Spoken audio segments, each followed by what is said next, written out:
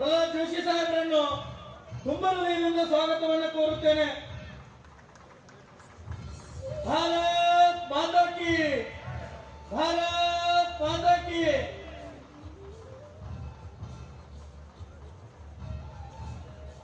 ಭಾರತೀಯ ಜನತಾ ಪಕ್ಷಕ್ಕೆ, ಭಾರತೀಯ ಜನತಾ ಪಕ್ಷಕ್ಕೆ ಭಾರತ್ ಮಾತಾ ಕಿ.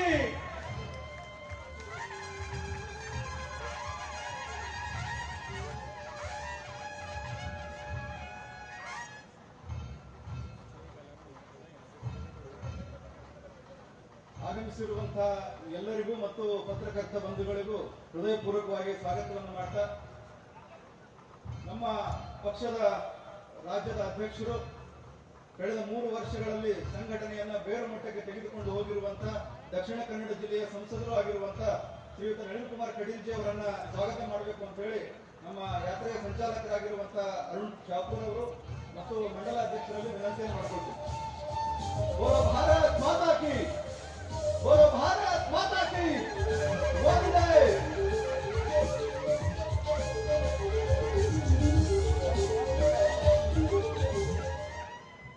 ಭಾರತೀಯ ಜನತಾ ಪಾರ್ಟಿಯ ಈ ವಿಜಯ ಸಂಕಲ್ಪ ಯಾತ್ರೆಗೆ ಚಾಲನೆ ಕೊಡಬೇಕು ಅಂತ ಹೇಳಿ ನಾನು ಆದರಣೀಯ ಕೇಂದ್ರದ ರಕ್ಷಣಾ ಮಂತ್ರಿಗಳಾಗಿರುವಂತಹ ಸನ್ಮಾನ್ಯ ಶ್ರೀ ರಾಜನಾಥ್ ಸಿಂಗ್ ಜಿ ಅವರ ಹತ್ರ ವಿನಂತಿ ಮಾಡ್ಕೊಳ್ತೀನಿ. ನಮ್ಮೆಲ್ಲ ರಾಜ್ಯದ ನಾಯಕರುಗಳು, ಯಾತ್ರೆ ತಂಡ ಎರಡರ ಎಲ್ಲ ನಾಯಕರುಗಳು ನಮ್ಮ ರಥವನ್ನ ಡೊಳ್ಳು ಬಾರಿಸುವ ಮೂಲಕ ಈ ಕಾರ್ಯಕ್ರಮಕ್ಕೆ ಚಾಲನೆ ನೀಡಲಿದ್ದಾರೆ. I humbly request Shri Rajnath Singh ji to inaugurate the Vijaya Sankalpa Yatra by drumming. ನಮ್ಮ ಸಾಂಪ್ರದಾಯಿಕ ವಾದ್ಯವಾಗಿರುವಂತಹ ಡೊಳ್ಳು, ಆ ಡೊಳ್ಳನ್ನ ಬಾರಿಸುವ ಮೂಲಕ ನಮ್ಮ ದೇಶ ಕಂಡಂತ ಯಶಸ್ವಿ ರಕ್ಷಣಾ ಮಂತ್ರಿಗಳು, ಬಹಳ ನಿರೀಕ್ಷಿತವಾಗಿರುವಂತಹ ಕ್ರಾಂತಿಗಳನ್ನ ಮಾಡಿರುವಂತಹ ಸನ್ಮಾನ್ಯ ಶ್ರೀ ರಾಜನಾಥ್ ಸಿಂಗ್ ಜಿ ಅವರು ಯಾತ್ರೆ 2ಕ್ಕೆ ಈ ವೀರಭೂಮಿಯಿಂದ ಸಂಗೊಳ್ಳಿ ರಾಯಣ್ಣನ ಸಮಾಧಿ ಇರುವಂತ ಪ್ರೇರಣಾ ಶಕ್ತಿಯಾಗಿರುವಂತಹ ಈ ಸ್ಥಳದಿಂದ ಚಾಲನೆ ಕೊಡಲಿದ್ದಾರೆ. ಡೊಳ್ಳು ಬಾರಿಸುವ ಮೂಲಕ ಭಾರತೀಯ ಜನತಾ ಪಾರ್ಟಿಯ ವಿಜಯ ಸಂಕಲ್ಪ ಯಾತ್ರೆಗೆ ಚಾಲನೆ ಸಿಕ್ಕಿದೆ. ಬೋಲೋ ಭಾರತ್ ಮಾತಾ ಕಿ. ನಾವೆಲ್ಲ ಎತ್ತರಿಂದ ಒಂದ್ಸಲ ಚಪ್ಪಾಳೆಯನ್ನು ತಟ್ಟೋಣ. ವಿಜಯದ ಸಂಕಲ್ಪಕ್ಕಾಗಿ ನಾವೆಲ್ಲರೂ ಎತ್ತಿದ್ದು ಚಪ್ಪಾಳೆಯನ್ನು ತಟ್ಟೋಣ. ಒಂದ್ಸಾರಿ ಎಲ್ಲರೂ ಎತ್ತಿದ್ದು ಜೋರ ಘೋಷಣೆ ಹೋಗಿ ಭಾರತ್ ಮಾತಾ ಕಿ. ಸಭೆ ಹಾಲ್ ಮೂಲ್ತಾ करके भारत माता की, भारत माता की. ಬಿಜೆಪಿಯ ವಿಜಯ ಸಂಕಲ್ಪ ಯಾತ್ರೆಗೆ, ಬಿಜೆಪಿಯ ವಿಜಯ ಸಂಕಲ್ಪ ಯಾತ್ರೆಗೆ ಜೋರ್ದಾರ್ ಕೈ ಎತ್ತಿ ಭಾರತ್ ಮಾತಾ ಕಿ, ಭಾರತ್ ಮಾತಾ ಕಿ. ನಮ್ಮ ಯಾತ್ರೆ ತಂಡದ ಎಲ್ಲ ನಾಯಕರುಗಳು ರಥವನ್ನ ಏರಬೇಕು, ರಥವನ್ನ ಹತ್ತಬೇಕು. ನಮ್ಮ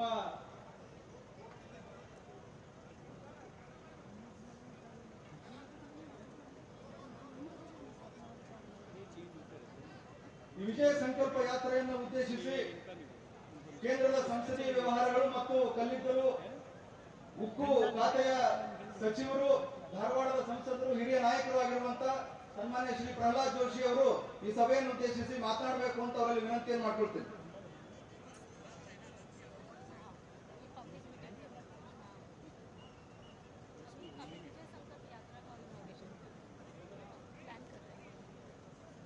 बोलो भारत माता की. ನಮ್ಮೆಲ್ಲರ ನೆಚ್ಚಿನ ನಾಯಕರು, ರಾಷ್ಟ್ರ ಕಂಡ ಅತ್ಯಂತ ದಕ್ಷ ರಕ್ಷಾ ಮಂತ್ರಿಗಳು, ನಮ್ಮ ಹಿಂದಿನ ಅಧ್ಯಕ್ಷರು ಆದಂತಹ ಸನ್ಮಾನ್ಯ ರಾಜನಾಥ್ ಸಿಂಗ್ ಜಿ ಅವರೇ, ನಮ್ಮ ಪಕ್ಷದ ರಾಜ್ಯದ ಅಧ್ಯಕ್ಷರಾದಂತಹ ನಳಿನ್ ಕುಮಾರ್ ಕಟೀಲ್ ರವರೇ,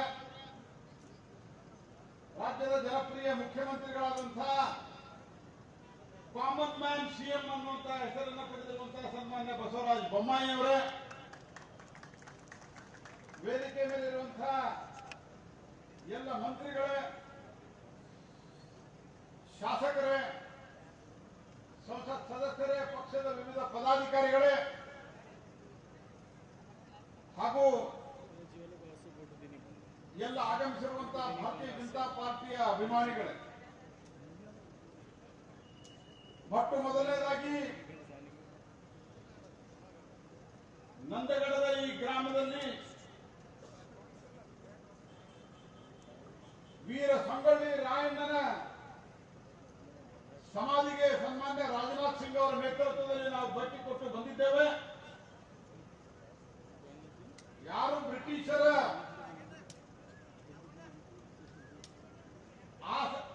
ಮೊದಲನೇ ಸ್ವಾತಂತ್ರ್ಯ ಸಂಗ್ರಾಮ ಅಂತ 1857 ಕರಿತೀವಿ, ಅದಕ್ಕಿಂತ ಮೊದಲು ರಾಣಿ ಚೆನ್ನಮ್ಮನ ಬಲಗೈ ಬಂಡನಾಗಿ ಬ್ರಿಟಿಷರ ಎದೆಯಲ್ಲಿ ನಡಗುಟ್ಟಿಸಿದಂತಹ ವೀರ ಸಂಗೊಳ್ಳಿ ರಾಯಣ್ಣನ ಸಮಾಧಿಗೆ ಭೇಟಿ ಕೊಟ್ಟು ಆಶೀರ್ವಾದವನ್ನು ತೆಗೆದುಕೊಂಡು ನಿಮ್ಮ ಮುಂದೆ ಬಂದು ನಿಂತಿದ್ದೇವೆ ಸ್ನೇಹಿತರೆ. ಈ ಸಮಾಧಿಯ ಮೊದಲು ಹೇಗಿತ್ತು, ನಾನು ಈಶ್ವರಪ್ಪನವರು 2008ರಲ್ಲಿ ಮಂತ್ರಿ ಇದ್ದಾಗ ಇಲ್ಲಿ ಬಂದಿದ್ದು. ಅವತ್ತು ಯೋಜನೆಗಳ ಪ್ರಾರಂಭ ಆಗಿ ಇವತ್ತು ಒಂದು ಶೇಪಿಗೆ ಬಂದಿದೆ. ನಮ್ಮ ಸರ್ಕಾರದ ಕಾಲದಲ್ಲೇ ಇದಕ್ಕೆ ನಾವು ಅತಿ ಹೆಚ್ಚು ದುಡ್ಡು ಕೊಟ್ಟಿದ್ದು. ಬೊಮ್ಮಾಯಿ ಅವರು ಅದನ್ನ ವಿವರವಾದಂತಹ ಮಾಹಿತಿಯನ್ನು ನಿಮಗೆ ಕೊಟ್ಟಿದ್ದಾರೆ ಸ್ನೇಹಿತರೆ. ನಾನು ಈ ಮಾತನ್ನ ಯಾಕೆ ಹೇಳ್ತಾ ಇದ್ದೀನಿ ಅಂತಂದ್ರೆ, ಸ್ವತಂತ್ರ ಹೋರಾಟದಲ್ಲಿ ಬೇರೆ ಬೇರೆ ರೀತಿಯ ಕೊಡುಗೆಗಳನ್ನು ಕೊಟ್ಟರು, ಬೇರೆ ಬೇರೆ ಪಾರ್ಟಿಗಳು ಕೊಡುಗೆಯನ್ನು ಕೊಟ್ಟವು, ಬೇರೆ ಬೇರೆ ಸಂಘಟನೆಗಳ ಕೊಡುಗೆಯನ್ನು ಕೊಟ್ಟವು. ಆದ್ರೆ ಅನೇಕರು ಹೋರಾಟವನ್ನು ಮಾಡಿದರು. ಬ್ರಿಟಿಷರ ವಿರುದ್ಧ ಇರಲಿ, ಮೊಘಲರ ವಿರುದ್ಧ ಇರಲಿ, ದೊಡ್ಡ ಪ್ರಮಾಣದಲ್ಲಿ ಯುದ್ಧವನ್ನು ಕೈಗೊಂಡರು, ಕ್ರಾಂತಿಕಾರಿಗಳಾಗಿದ್ದರು. ಅವರನ್ನು ಯಾರೂ ಸಹಿತ ಗುರುತಿರಲಿಲ್ಲ. ಇತ್ತೀಚೆಗೆ ಟೆಲಿವಿಷನ್ದಲ್ಲಿ ಸಹಿತ, ದೂರದರ್ಶನದಲ್ಲಿ ಸಹಿತ ಅನ್ಸಂಗ್ ಹೀರೋಸ್ ಅಂತ ಹೇಳಿ ರಾಣಿ ಅಪ್ಪಕ್ಕನಿಂದ ಹಿಡ್ಕೊಂಡು ಸಂಗೊಳ್ಳಿ ರಾಯಣ್ಣನವರೆಗೆ ಅನೇಕರ ಅವರ ಜೀವನ ಚರಿತ್ರೆಗಳು ಪ್ರಸಾರ ಆಗಿರುವಂತದ್ದು ನೀವು ನೋಡಿದ್ದರೆ, ಇದು ಸನ್ಮಾನ್ಯ ನರೇಂದ್ರ ಮೋದಿ ಅವರ ಬಂದ ಮೇಲೆ ಶುರುವಾಗಿದ್ದು ಸ್ನೇಹಿತರೆ. ಸಿದ್ದರಾಮಯ್ಯನವರು ಮೊನ್ನೆ ಒಂದು ಮಾತು ಹೇಳಿದ್ದಾರೆ, ನಾವು ನಂದಗಡದಿಂದ ಪ್ರಾರಂಭ ಮಾಡ್ತೀವಿ ಅಂದ್ಮೇಲೆ ಏನ್ ಹೇಳಿದ್ರು, ಸಂಗೊಳ್ಳಿ ರಾಯಣ್ಣ ಬಿಜೆಪಿ ಈಗ ನೆನಪಾಗ್ಯಾರ ಅಂತ. ಸಿದ್ದರಾಮಯ್ಯನವರೇ, ನಿಮಗೆ ಸಂಗೊಳ್ಳಿ ರಾಯಣ್ಣನು ನೆನಪಾಗಿರಲಿಲ್ಲ, ಕನಕದಾಸನು ನೆನಪಾಗಿರಲಿಲ್ಲ. ಸಂಗೊಳ್ಳಿ ರಾಯಣ್ಣನ ಈ ಅಭಿವೃದ್ಧಿಯನ್ನು ಶುರು ಮಾಡಿದ್ದು ಭಾರತೀಯ ಜನತಾ ಪಾರ್ಟಿಯವರು. ಬೆಂಗಳೂರಿನ ಅಷ್ಟು ದೊಡ್ಡದಾದಂತಹ ರೈಲ್ವೆ ಸ್ಟೇಷನ್ಗೆ ಸಂಗೊಳ್ಳಿ ರಾಯಣ್ಣನ ಹೆಸರಿಟ್ಟಿರೋದು ನರೇಂದ್ರ ಮೋದಿ ಅವರ ಸರ್ಕಾರದಲ್ಲಿ ಭಾರತೀಯ ಜನತಾ ಪಾರ್ಟಿ ಸರ್ಕಾರ ರೆಕಮೆಂಡ್ ಮಾಡಬೇಕು. ಸುಳ್ಳು ಹೇಳುವುದಕ್ಕೊಂದು ಮಿತಿ ಇರಬೇಕು. 40 ಕೋಟಿ ರೂಪಾಯಿ ಕನಕದಾಸ ಪೀಠಕ್ಕೆ ಕೊಟ್ಟಿರುವಂತಹದ್ದು ನಮ್ಮ ಸರ್ಕಾರ ಸ್ನೇಹಿತರೆ. ಸುಳ್ಳು ಹೇಳುವುದಕ್ಕೂ ಒಂದು ಮಿತಿ ಇರಬೇಕು. ಇತ್ತೀಚೆಗೆ ಒಂದು ಹೊಸ ಪ್ರಾರಂಭ ಮಾಡಿದ್ದ, ಯಾವಾಗ ಕಾಂಗ್ರೆಸ್ ಪಾರ್ಟಿಯನ್ನು ಹೊರಗಿಟ್ಟಿರಿ ಆವಾಗ ದೇಶದಲ್ಲಿ ಒಂದು ಮಹತ್ವಪೂರ್ಣವಾದಂತಹ ಬದಲಾವಣೆ ಆಗಿದೆ. ಯಾಕಂದ್ರೆ ಕಾಂಗ್ರೆಸ್ ಪಾರ್ಟಿಯವರು ಯಾವತ್ತೂ ಸಹಿತ ನಾವು ಇಂಥ ಕೆಲಸ ಮಾಡಿದ್ರೆ ಮತ ಕೊಡ್ರಿ ಎಂದು ಒಮ್ಮೆ ಕೇಳಿಲ್ಲ. ಅವ್ರ ಮತ ಹೆಂಗ್ ಕೇಳ್ತಿದ್ರು, ಮೊದಲೊಂದು 20 ವರ್ಷ ಮತ ಕೇಳಿದ್ರು ನಾವು ಸ್ವತಂತ್ರ ತಂದೀವಿ ಅಂತ ಅವ್ರ ಅಕೌಂಟ್ಗೆ ಹಾಕೊಂಡ್ರು, ಸುಳ್ಳು. ಅದಾದ ನಂತರ ಇಂದಿರಾ ಗಾಂಧಿ ಮತ ಕೇಳಿದ್ರು, ನೆಹರು ಅವರು ತೀರ್ಕೊಂಡ ನಂತರ ಅದರ ಹೆಸರಿನಾಗ ಇಂದಿರಾ ಗಾಂಧಿ ತೀರ್ಕೊಂಡ ನಂತರ ಅವರದ್ದು ಹೆಸರಿನೊಳಗೆ ಕೇಳಿದ್ರು. ನಾವು ಕೆಲಸವನ್ನ ಮಾಡಿದ್ದೇವೆ, ನಮಗೆ ಓಟ್ ಕೊಡಿ ಅಂತ ಪ್ರಾರಂಭ ಆದದ್ದು ಒಂದು ಹಂತಕ್ಕೆ ಅಟಲ್ ಬಿಹಾರಿ ವಾಜಪೇಯಿ ಕಾಲದಲ್ಲಿ. ಆದ್ರೆ ಈಗ ನರೇಂದ್ರ ಮೋದಿ ಅವರ ಕಾಲದಲ್ಲಿ ನಾವು ಈ ಒಂದು ಕೆಲಸವನ್ನ ಮಾಡ್ತಾ ಇದ್ದೇವೆ ಸ್ನೇಹಿತರೆ.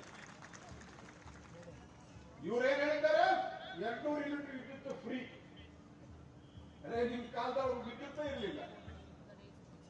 ಇಡೀ ದೇಶದೊಳಗ ಮತ್ತು ರಾಜ್ಯದಲ್ಲಿ ಇವತ್ತು ನಾವು ಅಭಿಮಾನದಿಂದ, ಅತ್ಯಂತ ವಿಶ್ವಾಸದಿಂದ ನಾವು ಹೇಳಬಹುದು, ಎದೆ ತಟ್ಟಿ ಹೇಳಬಹುದು, 8 ವರ್ಷದ ನರೇಂದ್ರ ಮೋದಿ ಅವರ 9ನೇ ವರ್ಷಕ್ಕೆ ನಾವು 9ನೇ ವರ್ಷ ಮುಗಿಸ್ತಾ ಇದ್ದೇವೆ. ಈ 9ನೇ ವರ್ಷದ ಮುಗಿಸಿರುವಂತಹ ಸಂದರ್ಭದಲ್ಲಿ ಇವತ್ತು ದೇಶದಲ್ಲಿ ಇಲೆಕ್ಟ್ರಿಸಿಟಿ ಅಂದ್ರೆ ಪವರ್ ಏನಿದೆ, ಪೊಲಿಟಿಕಲ್ ಪವರ್ ಬಗ್ಗೆ ಕಾಂಗ್ರೆಸ್ನವರು ಮಾತನಾಡಿದರೆ, ನಮಗೆ ಇಲ್ಲಿ ಪವರ್ ಸಿಕ್ಕಾಗ ನಾವು ದೇಶದಲ್ಲಿ ಸರ್ಪ್ಲಸ್ ಪವರ್ ಮಾಡಿದ್ದೇವೆ. ಆದ್ದರಿಂದ ಎಲ್ಲ ಕಡೆ ಇವತ್ತು ಎಲೆಕ್ಟ್ರಿಸಿಟಿ ಸಿಗ್ತಾ ಇದೆ ಸ್ನೇಹಿತರೆ. ಇವ್ರ ಕಾಲದಲ್ಲಿ ಇಲೆಕ್ಟ್ರಿಸಿಟಿ ಕೊರತೆ ಇತ್ತು. ಆ ಕೊರತೆಯನ್ನು ನೀಗಿಸಿದಂತವರು ಭಾರತೀಯ ಜನತಾ ಪಾರ್ಟಿಯ ನರೇಂದ್ರ ಮೋದಿ ಸರ್ಕಾರ ಸ್ನೇಹಿತರೆ. ಸಂಗೊಳ್ಳಿ ರಾಯಣ್ಣ ಸೈನಿಕ ಶಾಲೆಗೆ ಕೇಂದ್ರ ಸರ್ಕಾರ 350 ಕೋಟಿ ರೂಪಾಯಿ ಕೊಟ್ಟಿದೆ. ಸಿದ್ದರಾಮಯ್ಯವರು ನಿಮ್ಗೆ ನೆನಪಿಟ್ಟ ಯಾವಾಗಲೂ ಸಂಗೊಳ್ಳಿ ರಾಯಣ್ಣನ ಹೆಸರಿನಲ್ಲಿ ಒಂದು ಸೈನಿಕ ಶಾಲೆ ಮಾಡಬೇಕು ಅಂತ ಹೇಳಿ ಇವ್ರು ಹೇಳ್ತಾ ಇದ್ದಾರೆ, ನಾವು 2,000 ರೂಪಾಯಿ ಕೊಡ್ತೀವಿ ಪ್ರತಿ ತಿಂಗಳ. ನಿಮ್ ಕಾಲದೊಳಗ ಏನೇನು ನೀವು ಸುಳ್ಳು ಹೇಳಿದೆ ಅನ್ನೋದು ನೆನಪು ಮಾಡಿಕೊಡಿ. ಗರೀಬಿ ಹಠಾವದಿಂದ ಹೇಳ್ಕೊಂಡು ಇಲ್ಲಿ ತನಕ ಎಷ್ಟು ಭರವಸೆಯನ್ನ ಕೊಟ್ಟಿದ್ರು, ಯಾಕೆ ಮೊದಲು ಯಾಕೆ ಈಡೇರ್ತಿಲ್ಲ ಆ ಭರವಸೆಗಳನ್ನ? ಈಗ ಮತ್ತೆ ಗಗಲ. ನಿನ್ನೆ ಡಿ.ಕೆ. ಶಿವಕುಮಾರ್ ಹೇಳಾರ, ನಾನು ಮುಖ್ಯಮಂತ್ರಿ ಕ್ಯಾಂಡಿಡೇಟ್ ಇರುವುದು ಒಂದೇ ಕುರ್ಚಿ ಅದ ಅಂತ ಗೊತ್ತಿಲ್ಲ ಅವರಿಗೆ. ಆದ್ದರಿಂದ ಸ್ನೇಹಿತರೆ, ಇವರು ಏನೇ ಮಾಡಿದ್ರು ಸಹಿತ ದೇಶದಲ್ಲಿ ಇವತ್ತು ನರೇಂದ್ರ ಮೋದಿ ಅವರ ನೇತೃತ್ವದಲ್ಲಿ, ಮೊದಲು ಯಡಿಯೂರಪ್ಪನವರ ನೇತೃತ್ವದಲ್ಲಿ, ಬೊಮ್ಮಾಯಿ ಅವರ ನೇತೃತ್ವದಲ್ಲಿ ಡಬಲ್ ಇಂಜನ್ ಸರ್ಕಾರದ ಸ್ಪಷ್ಟ ಚಿತ್ರಣ ನಮಗೆ ಗೊತ್ತಾಗ್ತಾ ಇದೆ. ಯಾವ ರೀತಿ ಅಭಿವೃದ್ಧಿ ಕೆಲಸಗಳು ನಡೆದಿದ್ದಾವೆ ಅನ್ನೋದು ನಮಗೆ ಕಂಡು ಬಂದಿದೆ. ನಾನು ಅದನ್ನ ಬಹಳ ಡಿಟೇಲ್ ಆಗಿ ಮಾತನಾಡಲಿಕ್ಕೆ ಹೋಗುದಿಲ್ಲ. ತಾವೆಲ್ಲರೂ ಸನ್ಮಾನ್ಯ ರಾಜನಾಥ್ ಸಿಂಗ್ ಅವರ ಭಾಷಣವನ್ನ ಕೇಳಬೇಕಾಗಿದೆ. ನಾನು ಇಷ್ಟೇ ಹೇಳುದು, ಇವತ್ತು ದೇಶದಲ್ಲಿ ಒಂದು ಪರಿವರ್ತನೆ ಬಂದಿದೆ. ಜಗತ್ತಿನ 5ನೇ ಅತಿ ದೊಡ್ಡ ಆರ್ಥಿಕ ಶಕ್ತಿಯಾಗಿ ಭಾರತ ಹೊರಹೊಮ್ಮಿದೆ. ಕರ್ನಾಟಕದ ಆರ್ಥಿಕತೆ ಕೂಡ ಬಹಳ ಸುಧಾರಣೆ ಆಗಿದೆ. ಅತ್ಯಂತ ದೊಡ್ಡ ಪ್ರಮಾಣದಲ್ಲಿ ನಮ್ಮಲ್ಲಿ ಒಂದು ಪರಿವರ್ತನೆ ಆಗಿದೆ.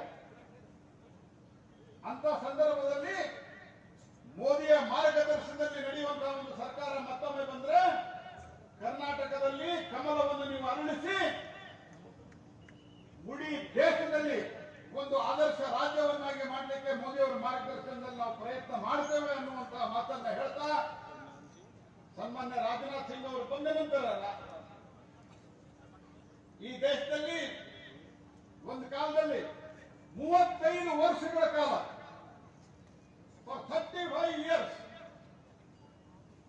ರಕ್ಷಣಾ ಸಾಮಗ್ರಿಗಳನ್ನು ಕೊಡುವಂತಹ ತಾಕತ್ತಿರಲಿಲ್ಲ. ಯಾಕಂದ್ರೆ ಮಾವ ದಾದಾ ಅವರೆಲ್ಲರದು ಹಳಿಯ ಇವರ ಲಂಚದ ಏಜೆನ್ಸಿಯ ಹಾವಳಿಯಲ್ಲಿ ಏನೂ ಆಗಿರಲಿಲ್ಲ. ಇವತ್ತು ರಾಫೆಲ್ ಇಂದ ಹಿಡ್ಕೊಂಡು ಸ್ವದೇಶದಲ್ಲಿ ಆತ್ಮನಿರ್ಭರ ಭಾರತದಲ್ಲಿ ಭಾರತದ ಒಂದು ಘೋಷಣೆಯೊಂದಿಗೆ ದೇಶದಲ್ಲಿ ನಮಗೆ ಬೇಕಾಗುವಂತಹ ಮಿಲಿಟರಿ ಸಾಮಗ್ರಿಗಳನ್ನ ನಾವು ಉತ್ಪಾದನೆ ಮಾಡ್ತಾ ಇದ್ದೇವೆ. ಅಗತ್ಯ ಇರುವಂತಹದನ್ನ ರಾಫೆಲ್ ಇತ್ಯಾದಿಗಳನ್ನು ತಂದು ಭಾರತವನ್ನ ಬಲಿಷ್ಠ ಮಾಡಿ, ಯಾರಾದ್ರೂ ನಮ್ಮನ್ನ ಕಣ್ಣೆತ್ತಿ ನೋಡಿದ್ರೆ ಬರೀ ನೋಡೋಣ ಅನ್ನುವಂತ ಸವಾಲು ಹಾಕುವಂತ ಸ್ಥಿತಿಗೆ ಇವತ್ತು ತಂದಿದ್ರೆ ಅದು ನರೇಂದ್ರ ಮೋದಿ ಅವರ ನೇತೃತ್ವದಲ್ಲಿ ಸನ್ಮಾನ್ಯ ರಾಜನಾಥ್ ಸಿಂಗ್ ಅವರು ಸ್ನೇಹಿತರೆ. ಈ ರೀತಿಯ ಪರಿವರ್ತನೆ ದೇಶದಲ್ಲಿ ಆಗ್ತಾ ಇರುವಂತಹ ಸಂದರ್ಭದಲ್ಲಿ ಇವತ್ತು ನಂದಗಡದ ಈ ಪುಣ್ಯ ಭೂಮಿಯಿಂದ ಪ್ರಾರಂಭ ಮಾಡಿದ್ದೀವಿ ಸ್ನೇಹಿತರೆ. ಸುಳ್ಳು ಆಶ್ವಾಸನೆ, ಜಾತಿ, ಮತ, ಪಂಥ ಇವುಗಳನ್ನೆಲ್ಲವನ್ನು ಬಿಟ್ಟು ನರೇಂದ್ರ ಮೋದಿ ಅವರ ನೇತೃತ್ವದ ಭಾರತೀಯ ಜನತಾ ಪಾರ್ಟಿಗೆ ತಾವು ಆಶೀರ್ವಾದ ಮಾಡಬೇಕು ಅನ್ನುವಂತ ವಿನಂತಿಯನ್ನ ಮಾಡ್ತಾ ತಮ್ಮೆಲ್ಲರಿಗೂ ವಂದಿಸ್ತಾ ಮತ್ತೊಮ್ಮೆ ಸನ್ಮಾನ್ಯ ರಾಜನಾಥ್ ಸಿಂಗ್ ಅವರಿಗೆ ಸ್ವಾಗತವನ್ನು ಕೋರ್ತಾ ನನ್ನ ಮಾತನ್ನ ಮುಗಿಸ್ತೇನೆ. ನಮಸ್ಕಾರ. ಜೈ ಹಿಂದ್, ಜೈ ಕರ್ನಾಟಕ. ಧನ್ಯವಾದಗಳು ಸರ್. ನಮ್ಮ ರಾಜ್ಯ ಬಿಜೆಪಿಯ ಅಧ್ಯಕ್ಷರಾಗಿರುವಂತಹ ದಕ್ಷಿಣ ಕನ್ನಡದ ಸಂಸದರಾಗಿರುವಂತಹ ಶ್ರೀಯುತ ನಳಿನ್ ಕುಮಾರ್ ಕಟೀಲ್ ಜಿ ಅವರು ನಮ್ಮೆಲ್ಲರನ್ನು ಉದ್ದೇಶಿಸಿ ಮಾತಾಡಬೇಕು ಅಂತ ವಿನಂತಿ ಮಾಡ್ಕೊಳ್ತೇವೆ. ಬೋಲೋ ಭಾರತ್ ಮಾತಾ ಕಿ, ಭಾರತ್ ಮಾತಾ ಕಿ, ಭಾರತ್ ಮಾತಾ ಕಿ, ಒಂದೇ ಒಂದೇ.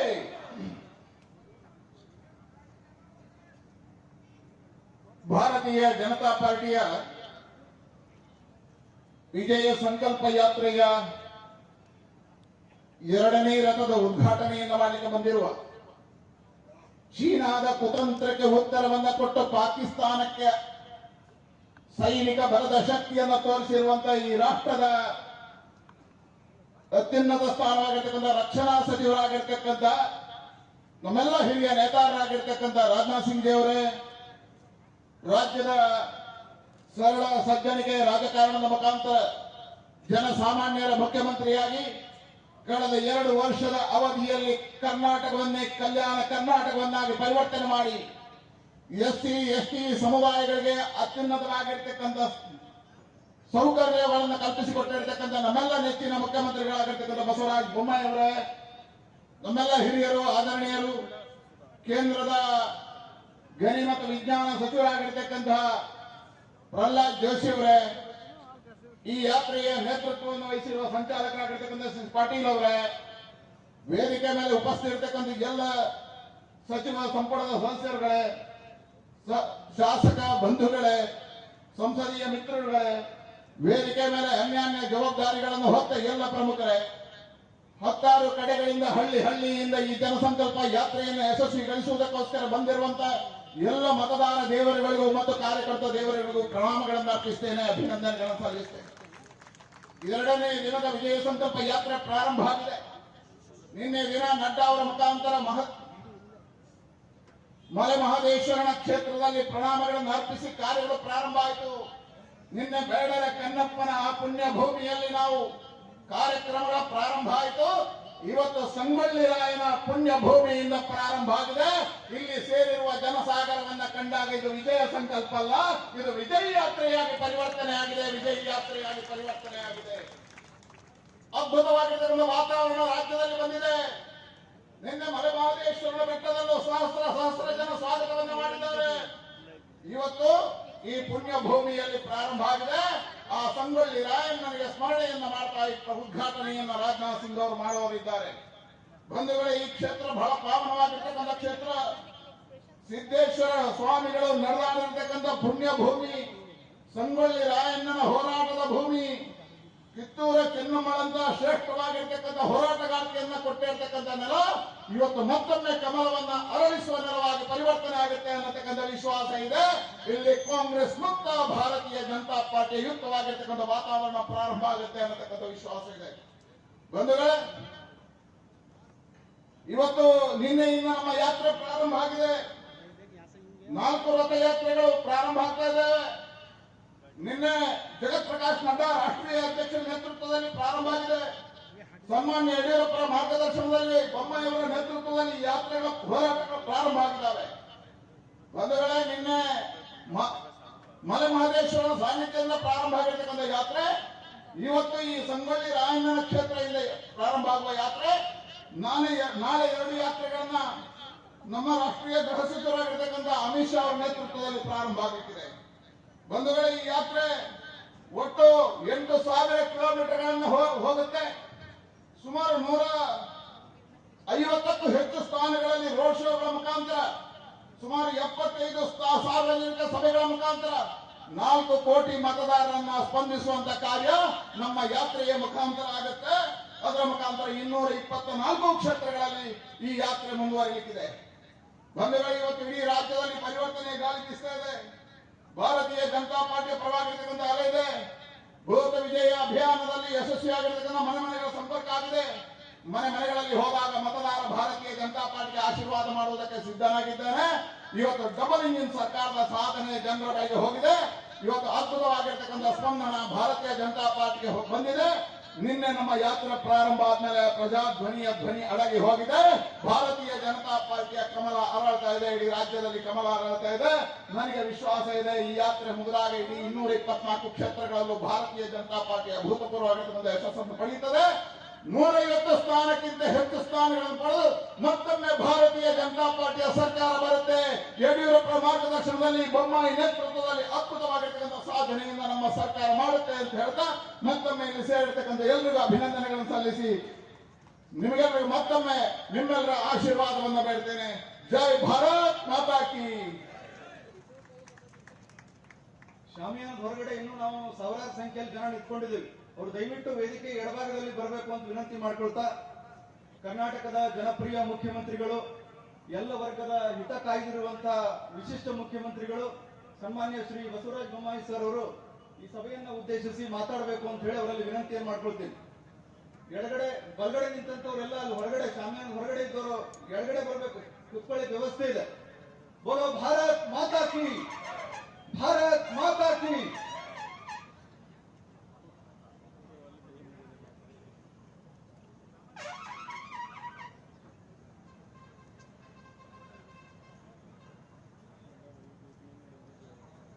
बोलो भारत माता की, बोलो भारत माता की.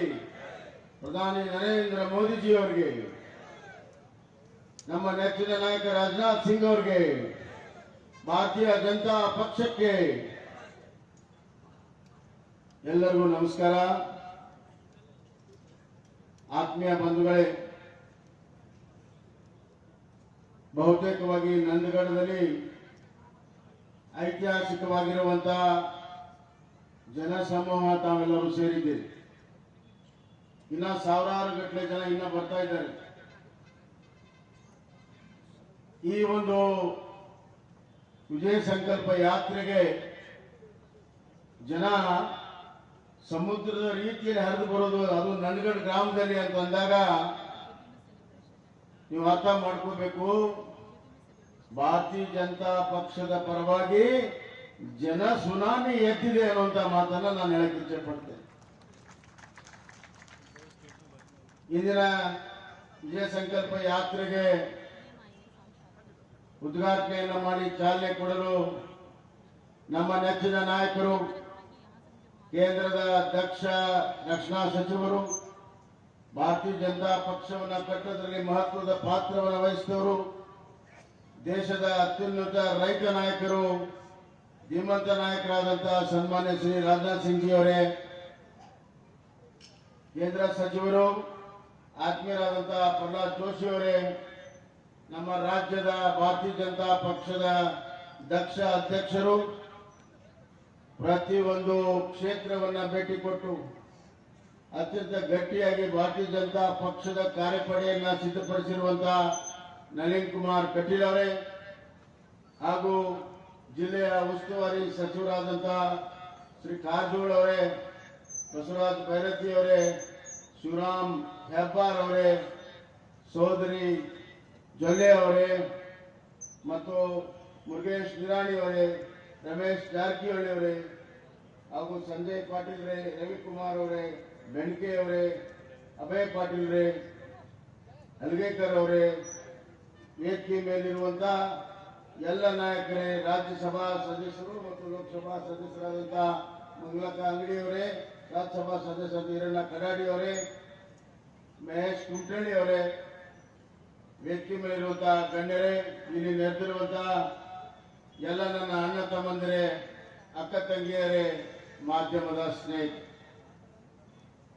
ಬಂಧುಗಳೇ, ವಿಜಯ ಸಂಕಲ್ಪ ಯಾತ್ರೆ ಪವಿತ್ರ ಕ್ರಾಂತಿಯ ಭೂಮಿಯಾದಂತಹ ನಂದಗಡದಿಂದ ಪ್ರಾರಂಭ ಮಾಡಬೇಕಂತ ಹೇಳಿ ನಮ್ಮೆಲ್ಲರ ಇಚ್ಛೆ ಆಗಿದೆ. ಕಾರಣ ಏನು ಅಂತಂದ್ರೆ, ಅವತ್ತು ಬ್ರಿಟಿಷರಿಂದ ಮುಕ್ತವಾದಂತಹ ಭಾರತವನ್ನ ಮಾಡುವುದು ಅವಶ್ಯಕತೆ ಇತ್ತು. ಪರಕೀಯರ ಆಡಳಿತವನ್ನ ಕಿತ್ತೊಗೆದು ನಮ್ಮ ದೇಶಕ್ಕೆ ನಮ್ಮದೇ ಆದಂತಹ ಆಡಳಿತವನ್ನ, ಸ್ವತಂತ್ರವನ್ನ, ಪ್ರತಿಯೊಬ್ಬ ನಾಗರಿಕರಿಗೆ ಹಕ್ಕನ್ನು ಕೊಡಬೇಕಂತ ಹೇಳಿ 1857 ಪ್ರಥಮ ಸ್ವಾತಂತ್ರ್ಯ ಹೋರಾಟ ಅಂತ ಏನ್ ಕರೀತಾರೆ, ಅದಕ್ಕಿಂತ 40 ವರ್ಷ ಮುಂಚೆ ಕಿತ್ತೂರು ರಾಣಿ ಚೆನ್ನಮ್ಮ ದೈತ ಬ್ರಿಟಿಷ್ ಸಾಮ್ರಾಜ್ಯ ವಿರುದ್ಧ ಸಡ್ಡು ಹೊಡೆದಾಗ ಬಲಗೈ ಬಂಟನಾಗಿ ನಿಂತಿದ್ದು ಸಂಗೊಳ್ಳಿ ರಾಯಣ್ಣ ಯಾರು ಕೂಡ ಮರಿಬಾರದು. ಸಂಗೊಳ್ಳಿ ರಾಯಣ್ಣನ ಶಕ್ತಿ ಅಭೂತಪೂರ್ವವಾಗಿರುವಂತಹದ್ದು. ಇಡೀ ಜನ ಸಮೂಹವನ್ನ ಪ್ರೇರೇಪಿಸಿ ಪ್ರತಿಯೊಬ್ಬರ ಮನೆಯಲ್ಲಿ ಒಬ್ಬೊಬ್ಬ ಸೈನಿಕನನ್ನ ತಯಾರು ಮಾಡಿದ್ದು ಸಂಗೊಳ್ಳಿ ರಾಯಣ್ಣ. ತಂದೆ ಆದಂತಹ ವಿಶಿಷ್ಟವಾಗಿರುವಂತಹ ಕಲೆ ಯಾವ ರೀತಿ ಆ ಕಡೆ ಶಿವಾಜಿ ಮಹಾರಾಜರು ಸಣ್ಣ ಸೈನ್ಯವನ್ನು ಇಟ್ಕೊಂಡು ದೈತ್ಯ ಮುಘಲ ಸಾಮ್ರಾಜ್ಯದ ವಿರುದ್ಧ ಹೋರಾಟ ಮಾಡಿದ್ರು, ಅದೇ ರೀತಿ ಇವತ್ತು ನಮ್ಮ ಕಿತ್ತೂರು ಸಂಸ್ಥಾನದ ಸಣ್ಣ ಸೈನ್ಯವನ್ನು ಇಟ್ಕೊಂಡು ಬ್ರಿಟಿಷರ ಠಾಕ್ರೆಯ ಸೈನ್ಯದ ವಿರುದ್ಧ ಗುರಿಲ್ಲಾ ವಾರ್ಫೇರ್ ಅಂತ ಏನ್ ಕರಿತೇವೆ ಅದನ್ನ ಸಂಗೊಳ್ಳಿ ರಾಯಣ್ಣ ಮಾಡಿದ್ನು ಅನ್ನೋದನ್ನ ನಾವು ಮರಿಬಾರದು. ಎಷ್ಟು ಕಿತ್ತೂರು ರಾಣಿ ಚೆನ್ನಮ್ಮ ಮತ್ತು ಸಂಗೊಳ್ಳಿ ರಾಯಣ್ಣನ ಸಂಬಂಧ ಹೆಂಗಿತ್ತು ಅಂದ್ರೆ ಎರಡನೇ ಯುದ್ಧದಲ್ಲಿ ಮೋಸ ಮಾಡಿದ್ರು. ಕಿತ್ತೂರು ರಾಣಿ ಚೆನ್ನಮ್ಮನ ತೋಪಿನ ಕೋದಿಗೆ ಮದ್ದನ್ನ ಹಾಕಿ ಮದ್ದಕ್ಕೆ ಸಗಣಿಯನ್ನ ಹಾಕಿ ಮೋಸ ಮಾಡಿ ಅವಳನ್ನ ಸೆರೆ ಹಿಡಿದ್ರು. ಬೈಲೊಮ್ಮೆ ಜೈಲಿನಲ್ಲಿ ಹಾಕಿದ್ರು ಕಿತ್ತೂರು ರಾಣಿ ಚೆನ್ನಮ್ಮನ್ನ. ಬ್ರಿಟಿಷರು ಪದೇ ಪದೇ ಹೋಗಿ ಕಿತ್ತೂರು ರಾಣಿ ಚೆನ್ನಮ್ಮಗೆ ಹೇಳ್ತಾ ಇದ್ರು, ಇವತ್ತು ಅವ್ರನ್ನ ಹಿಡಿದ್ವಿ ಇವ್ರನ್ನ ಹಿಡಿದ್ವಿ ಅಂತ. ಅವಳ ನೈತಿಕ ಸ್ಥೈರ್ಯನ ಕುಟ್ಟಿಸಲು ಅವಳು ಎದಕ್ಕೂ ಕೂಡ ಬಗ್ಲಿಲ್ಲ. ಯಾರು ಅರೆಸ್ಟ್ ಆದ್ರೂ ಕೂಡ ಬಗ್ಲಿಲ್ಲ. ಕೊನೆಗೆ ಸಂಗೊಳ್ಳಿ ರಾಯಣ್ಣ ಸಿಗ್ತಾನೆ ಇರಲಿಲ್ಲ. ಮೋಸದಿಂದ ಮತ್ತೊಮ್ಮೆ ಮೋಸದಿಂದ ಸಂಗೊಳ್ಳಿ ರಾಯಣ್ಣನ ಸರಿ ಆಯ್ತು. ಆವಾಗ ಕಿತ್ತೂರು ರಾಣಿ ಚೆನ್ನಮ್ಮಗೆ ಹೇಳಿದ್ರು ಸಂಗೊಳ್ಳಿ ರಾಯಣ್ಣ ಸರಿಯಾಗಿದ್ದಾನೆ ಅಂತ. ಆವಾಗ ಕುಸ್ತು ಬಿದ್ಲು ರಾಣಿ ಚೆನ್ನಮ್ಮ. ಎಲ್ಲಿವರು ಸಂಗೊಳ್ಳಿ ರಾಯಣ್ಣ ಜೀವಂತವಾಗಿದ್ದಾನೆ ಅಲ್ಲಿವರೆಗೂ ನನ್ನ ಕಿತ್ತೂರು ನಾಡಿಗೆ ಏನು ಆಗೋದಿಲ್ಲ, ಅದು ಸ್ವತಂತ್ರವಾಗಿ ಉಳಿತದೆ, ಬ್ರಿಟಿಷ್ ಸಾಮ್ರಾಜ್ಯ ಕೈ ಸೇರೋದಿಲ್ಲ, ಅವನು ತಗೊಂಡೇ ತಗೊಳ್ತಾನೆ ಮತ್ತೆ ಅದನ್ನ ಅನ್ನುವಂತ ಅತ್ಯಂತ ಅದಮ್ಯವಾದಂತ ವಿಶ್ವಾಸ ರಾಣಿ ಚೆನ್ನಮ್ಮಗೆ. ಆದ್ರೆ ಯಾವಾಗ ಸಂಗೊಳ್ಳಿ ರಾಯಣ್ಣ ಇವತ್ತು ಸರಿಯಾಗಿದ್ದಾನೆ ಅವತ್ತು ಕುಸ್ತು ಬಿದ್ದು ಸಂಗೊಳ್ಳಿ ರಾಯಣ್ಣನ ಇದೇ ನಂದಗಡಕ್ಕೆ ತಂದು ಗಲ್ಲಿಗೆ ಏರಿಸುವಂತ ಶಿಕ್ಷೆಯನ್ನು ಕೊಟ್ಟಾಗ ಇಡೀ ಅವತ್ತಿನ ನಂದಗಡ ಗ್ರಾಮ ಎಲ್ಲರೂ ಕೂಡ ಕಣ್ಣೀರು ಹಾಕಿದ್ರು. ಕೊನೆ ಗಳಿಗೆಯಲ್ಲಿ ಬಂದಾಗ ಆ ತಾಯಿ ಸಂಗೊಳ್ಳಿ ರಾಯಣ್ಣ ತಾಯಿ ಎದುರುಗಡೆ ಬಂದಾಗ ಸಂಗೊಳ್ಳಿ ರಾಯಣ್ಣ ಹೇಳ್ತಾನೆ, ಚಿಂತೆ ಮಾಡಬೇಡವ, ಈ ನಿನ್ನ ಮಗ ಸಂಗೊಳ್ಳಿ ರಾಯಣ್ಣ ಗಲ್ಲಿಗೆ ಎದುರಿನಾತು ಪ್ರತಿಯೊಂದು ಕಿತ್ತೂರು ನಾಡಿನ ಪ್ರತಿಯೊಂದು ಮನೆಯಲ್ಲಿ ಸಂಗೊಳ್ಳಿ ರಾಯಣ್ಣ ಹುಡ್ತಾನೆ ಅನ್ನುವಂತ ಮಾತನ್ನ ಹೇಳಿ ಇವತ್ತು ಆ ಬ್ರಿಟಿಷ್ ಸಾಮ್ರಾಜ್ಯದ ವಂಶಾವಳಿ ನಮಗೆ ಸ್ವತಂತ್ರ ಬಂದು 75 ವರ್ಷ 76 ವರ್ಷ ಆಗಿದೆ. ಇನ್ನ ಸಣ್ಣ ಪ್ರಮಾಣದಲ್ಲಿ ಬ್ರಿಟಿಷ್ ಸಾಮ್ರಾಜ್ಯದ ವಂಶಾವಳಿ ಇನ್ನ ಉಳ್ಕೊಂಡಿದೆ ಈ ದೇಶದಲ್ಲಿ. ಆ ಬ್ರಿಟಿಷ್ ಸಾಮ್ರಾಜ್ಯದ ವಂಶಾವಳಿಯನ್ನ ಬೇರೆ ಸಮೇತ ಕಿತ್ತಾಕಬೇಕು. ಪ್ರಕ್ರಿಯೆ ಆಡಳಿತ ಇನ್ನೂ ಕೂಡ ನಡೀತಾ ಇದೆ ಆ ಒಂದು ವಂಶಾವಳಿಯಲ್ಲಿ. ಆದ್ದರಿಂದ ಇವತ್ತು ಈ ಹೋರಾಟ ನಡೀತಾ ಇದೆ. ಈ ಹೋರಾಟದ ಮುಂಚೆನೆ ಇವತ್ತಿನ ಹೋರಾಟದ ಮುಂಚೆನೆ ಯಾರಿದ್ದಾರೆ ಅಂತಂದ್ರೆ ನಮ್ಮ ಪ್ರಧಾನಮಂತ್ರಿ ನರೇಂದ್ರ ಮೋದಿಜಿಯವರು. ಯಾವ ಗುಣಧರ್ಮಗಳು ಸಂಗೊಳ್ಳಿ ರಾಯಣ್ಣನಲ್ಲಿತ್ತು, ದೇಶಕ್ಕಾಗಿ ಹೋರಾಟ ಮಾಡುವಂತಹದ್ದು, ದೇಶಕ್ಕಾಗಿ ಎಲ್ಲ ತ್ಯಾಗವನ್ನ ಮಾಡುವಂತಹದ್ದು, ಆ ಎಲ್ಲ ಗುಣಧರ್ಮಗಳು ನಮ್ಮ ನೆಚ್ಚಿನ ಪ್ರಧಾನಮಂತ್ರಿ ನರೇಂದ್ರ ಮೋದಿಜಿಯಲ್ಲಿದೆ ಅನ್ನುವಂತ ಮಾತನ್ನ ಹೇಳಕ್ಕೆ ಇಚ್ಛೆಪಡ್ತೇನೆ ಬಂಧುಗಳೇ.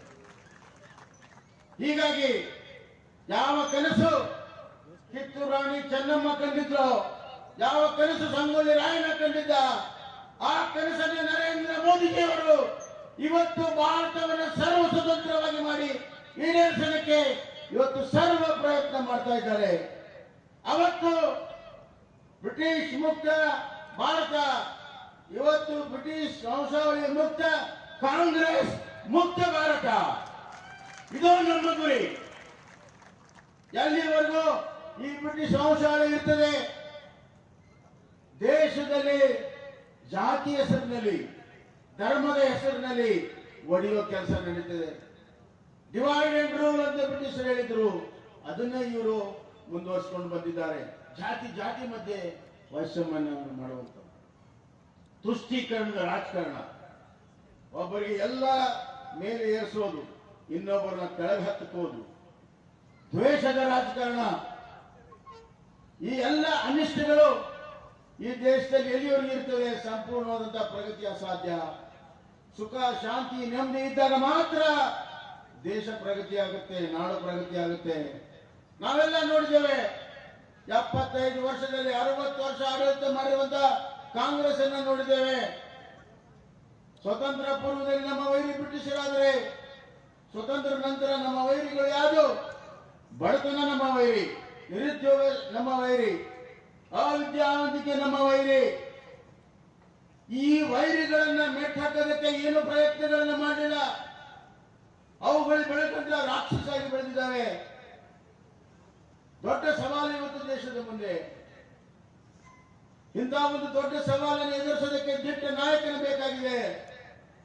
ಕಳೆದ 9 ವರ್ಷದಲ್ಲಿ ಬಡತನವನ್ನ ನಿಗ್ರಹಿಸಿ, ಅವಿದ್ಯಾವಂತರಿಗೆ ವಿದ್ಯೆಯನ್ನ ಕೊಟ್ಟು, ಯುವಕರಿಗೆ ಉದ್ಯೋಗವನ್ನ ಕೊಟ್ಟು, ಭಾರತವನ್ನು ಆರ್ಥಿಕವಾಗಿ ಮುಂದುವರಿಸಿ, ಎಲ್ಲರಿಗೂ ಸಮಾನತೆ ಸಮಾನ ಅವಕಾಶವನ್ನ ಕೊಟ್ಟು, ಅಭಿವೃದ್ಧಿಯಲ್ಲಿ ಎಲ್ಲರಿಗೂ ಪಾಲನೆ ಕೊಟ್ಟು, ಸಬ್ಕೆ ಸಾಥ್ ಸಬ್ಕಾ ವಿಕಾಸ್ ಸಬ್ಕಾ ವಿಶ್ವಾಸ್ ಮತ್ತು ಜನರಿಗೆ ದುಡಿಯುವ ಪಾಠವನ್ನು ಹೇಳಿದ ಸಬ್ಕಾ ಪ್ರಯಾಸ್ ನರೇಂದ್ರ ಮೋದಿಜಿಯವರು ಮಾಡಿದ್ದಾರೆ. ಬಂಧುಗಳೇ, ಈ ನಮ್ಮ ಸ್ವತಂತ್ರ ನಂತರದ ವೈರಿಗಳನ್ನ ಮೆಟ್ಟು ಹಾಕಲು ನರೇಂದ್ರ ಮೋದಿಜಿಯವರು ಅತ್ಯಂತ ಯಶಸ್ವಿಯಾಗಿದ್ದಾರೆ. ಅವರ ಆಡಳಿತ ಮುಂದುವರಿಬೇಕು, ಈ ಅಭಿವೃದ್ಧಿ ಭಾರತದ ಪಥ ಮುಂದುವರಿಬೇಕು, ಕರ್ನಾಟಕದ ಅಭಿವೃದ್ಧಿ ಪಥ ಮುಂದುವರಿಬೇಕು. ಇದೇ ನಮ್ಮ ಸಂಕಲ್ಪ. ಇವತ್ತು ಯಾವುದಾದ್ರೂ ಮನೆಗೆ ಹೋಗಿ ಒಂದಿಲ್ಲ ಒಂದು ಯೋಜನೆಗಳು ಕೇಂದ್ರ ಮತ್ತು ರಾಜ್ಯ ಸರ್ಕಾರದ ಮುಟ್ಟಿದೆ.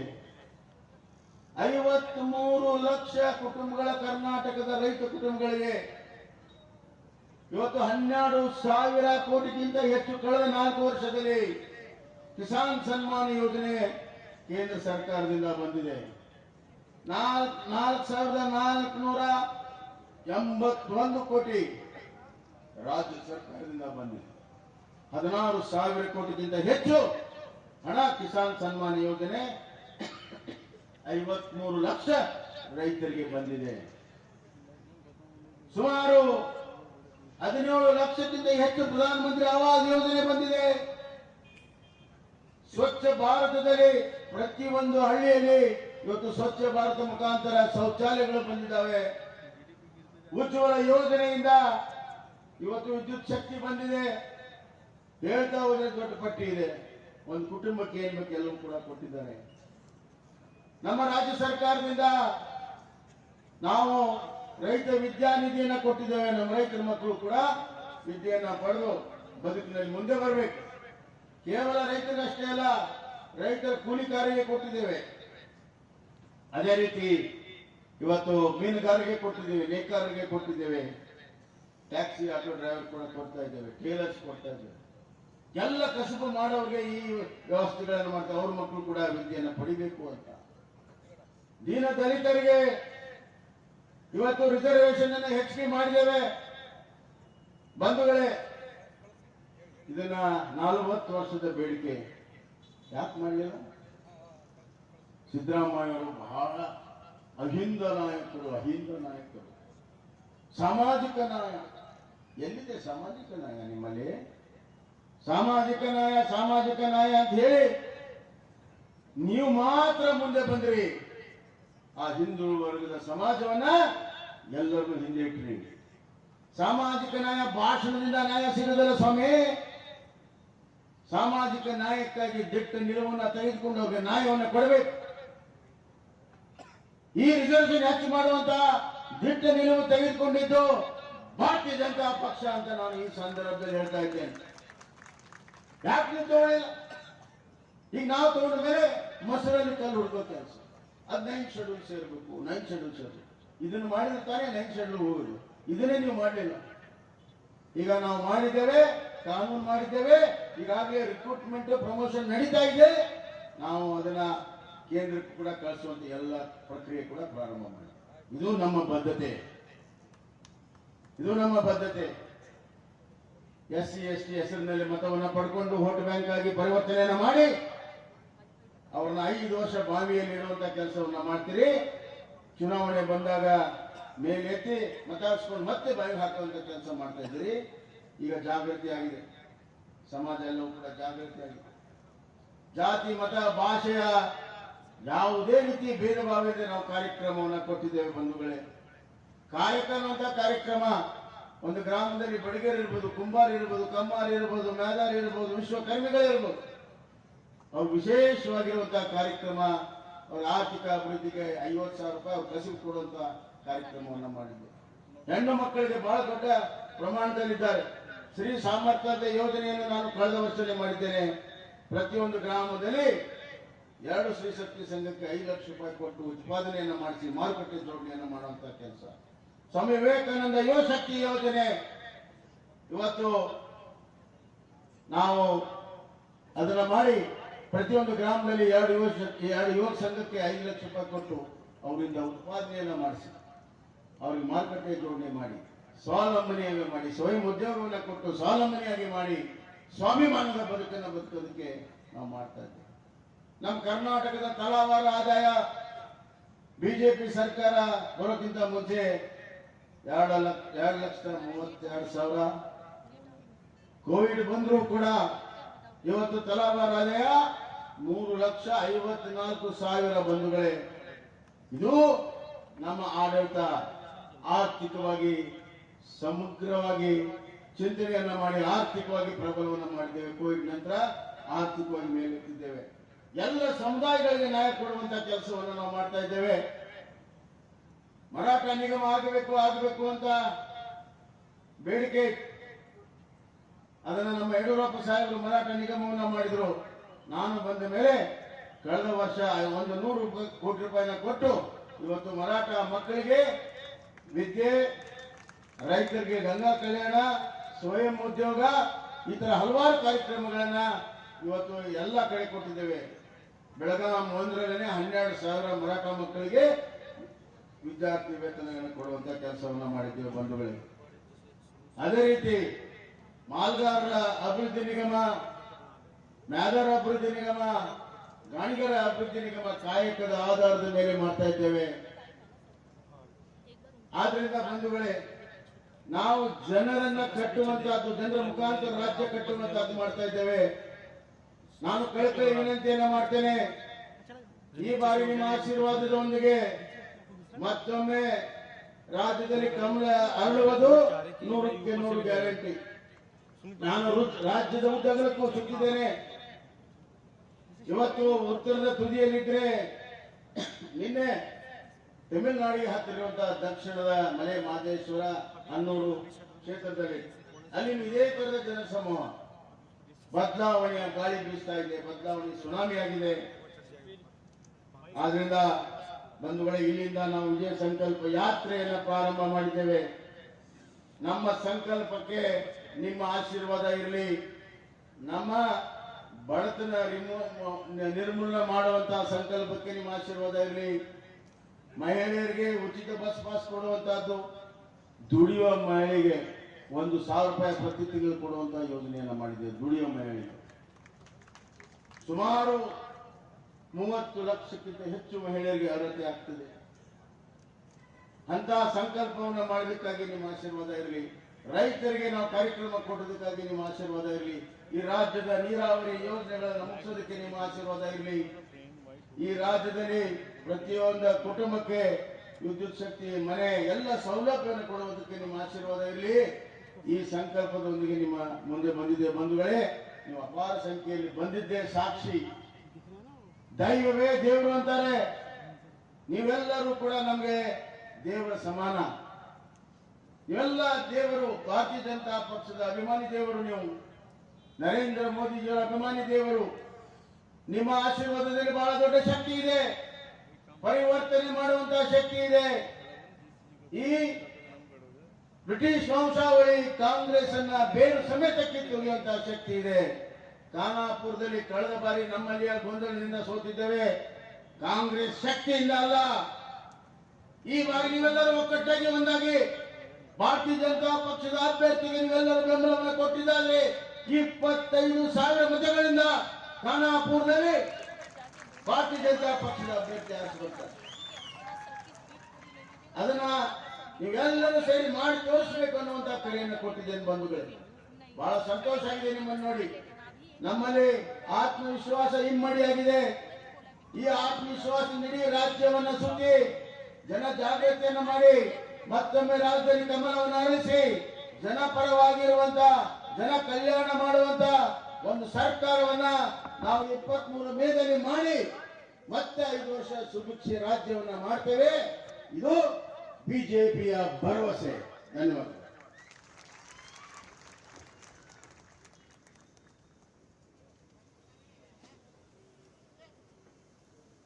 ಈಗ ನಮ್ಮ ನಿಮ್ಮೆಲ್ಲರ ನಿರೀಕ್ಷೆಯ ವಿಜಯ ಸಂಕಲ್ಪ ಯಾತ್ರೆಯ ಉದ್ಘಾಟನೆಯನ್ನ ನಮ್ಮ ದೇಶದ ರಕ್ಷಣಾ ಸಚಿವರಾಗಿರ್ತಕ್ಕಂಥ ರಾಜನಾಥ್ ಸಿಂಗ್ ಅವರು ನೆರವೇರಿಸ್ತಾರೆ. ಆ ಹಿನ್ನೆಲೆಯಲ್ಲಿ ಈ ತಂಡದಲ್ಲಿ ಹೋಗ್ತಾ ಇರ್ತಕ್ಕಂಥ ಗೋವಿಂದ್ ಕಾರಜೋಳ ಅವರು ಎಲ್ಲರೂ ಇಲ್ಲೇ ಕೂತ್ಕೊಳ್ಬೇಕು, ಯಾರು ಎದ್ದೇಳಬಾರ್ದು, ಕೂತ್ಕೊಳ್ಬೇಕು. ಆ ರಥವನ್ನ ಏರಿ ನಿಂತ್ಕೊಳ್ಬೇಕು ಅಂತ ವಿನಂತಿಯನ್ನ ಮಾಡ್ತೇನೆ. ಬೈಟಿ ಬಸವರಾಜ್ ಅವರು, ನಮ್ಮೆಲ್ಲ ಸದಸ್ಯರು ರಥವನ್ನು ಏರಿ ನಿಂತ್ಕೊಳ್ಬೇಕು. ರಕ್ಷಣಾ ಸಚಿವರು ಧ್ವಜವನ್ನ ನೀಡುವ ಮೂಲಕ ಇಡೀ ರಾಜ್ಯದಲ್ಲಿ ಬಿಜೆಪಿಯ ವಿಜಯ ಜ್ವಾಲವನ್ನ ಏರಿಸತಕ್ಕಂಥ ವಿಜಯ ಸಂಕಲ್ಪ ಯಾತ್ರೆ ಒಂದ್ಸಾರಿ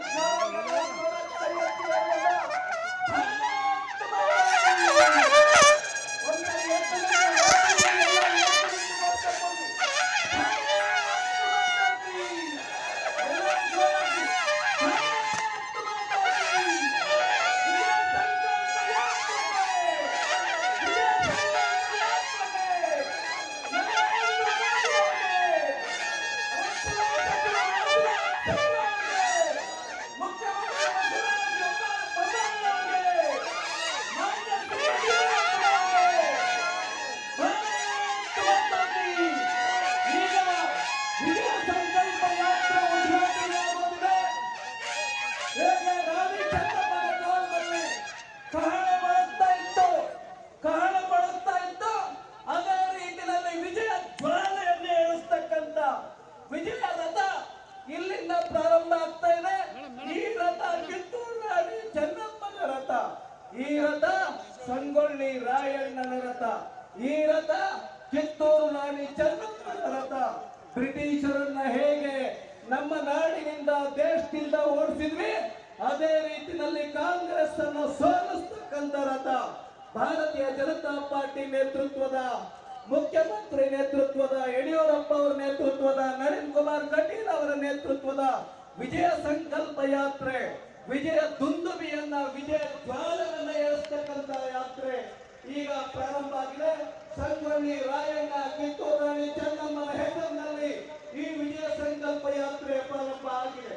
ಈಗ ನಾನು ವಿನಂತಿಯನ್ನು ಮಾಡಿಕೊಳ್ತೇನೆ, ರಕ್ಷಣಾ ಸಚಿವರಾಗಿರ್ತಕ್ಕಂಥ ಮಾನ್ಯ ಶ್ರೀ ರಾಜನಾಥ್ ಸಿಂಗ್ ಅವರು ನಿಮ್ಮನ್ನು ಉದ್ದೇಶಿಸಿ ಮಾತನಾಡಬೇಕು ಅಂತ ವಿನಂತಿಯನ್ನು ಮಾಡ್ತೇವೆ. ಭಾರತ್ ಮಾತಾ ಕೀ, ಜೋರಾಗಿ ಜೋರ ಕೈ ಎತ್ತಿ, ಭಾರತ್ ಮಾತಾ ಕೀ, ಎಲ್ಲರೂ ಕೈ ಎತ್ತಬೇಕು. ಭಾರತ್ ಮಾತಾ ಕೀ.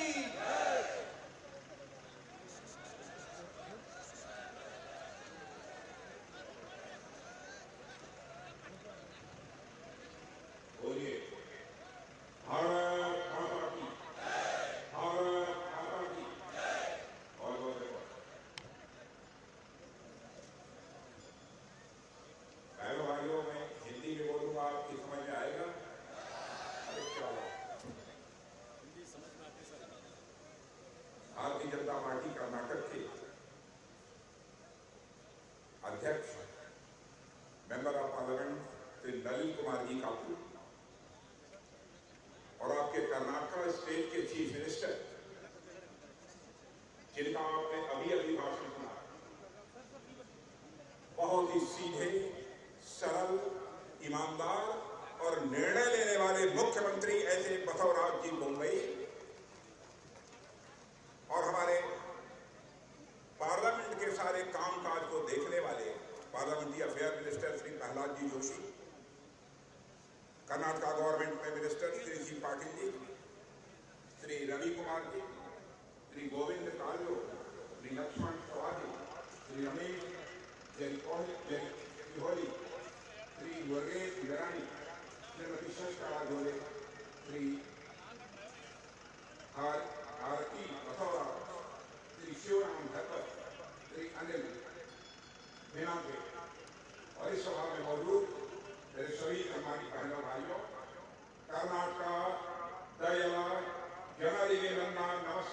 दलित।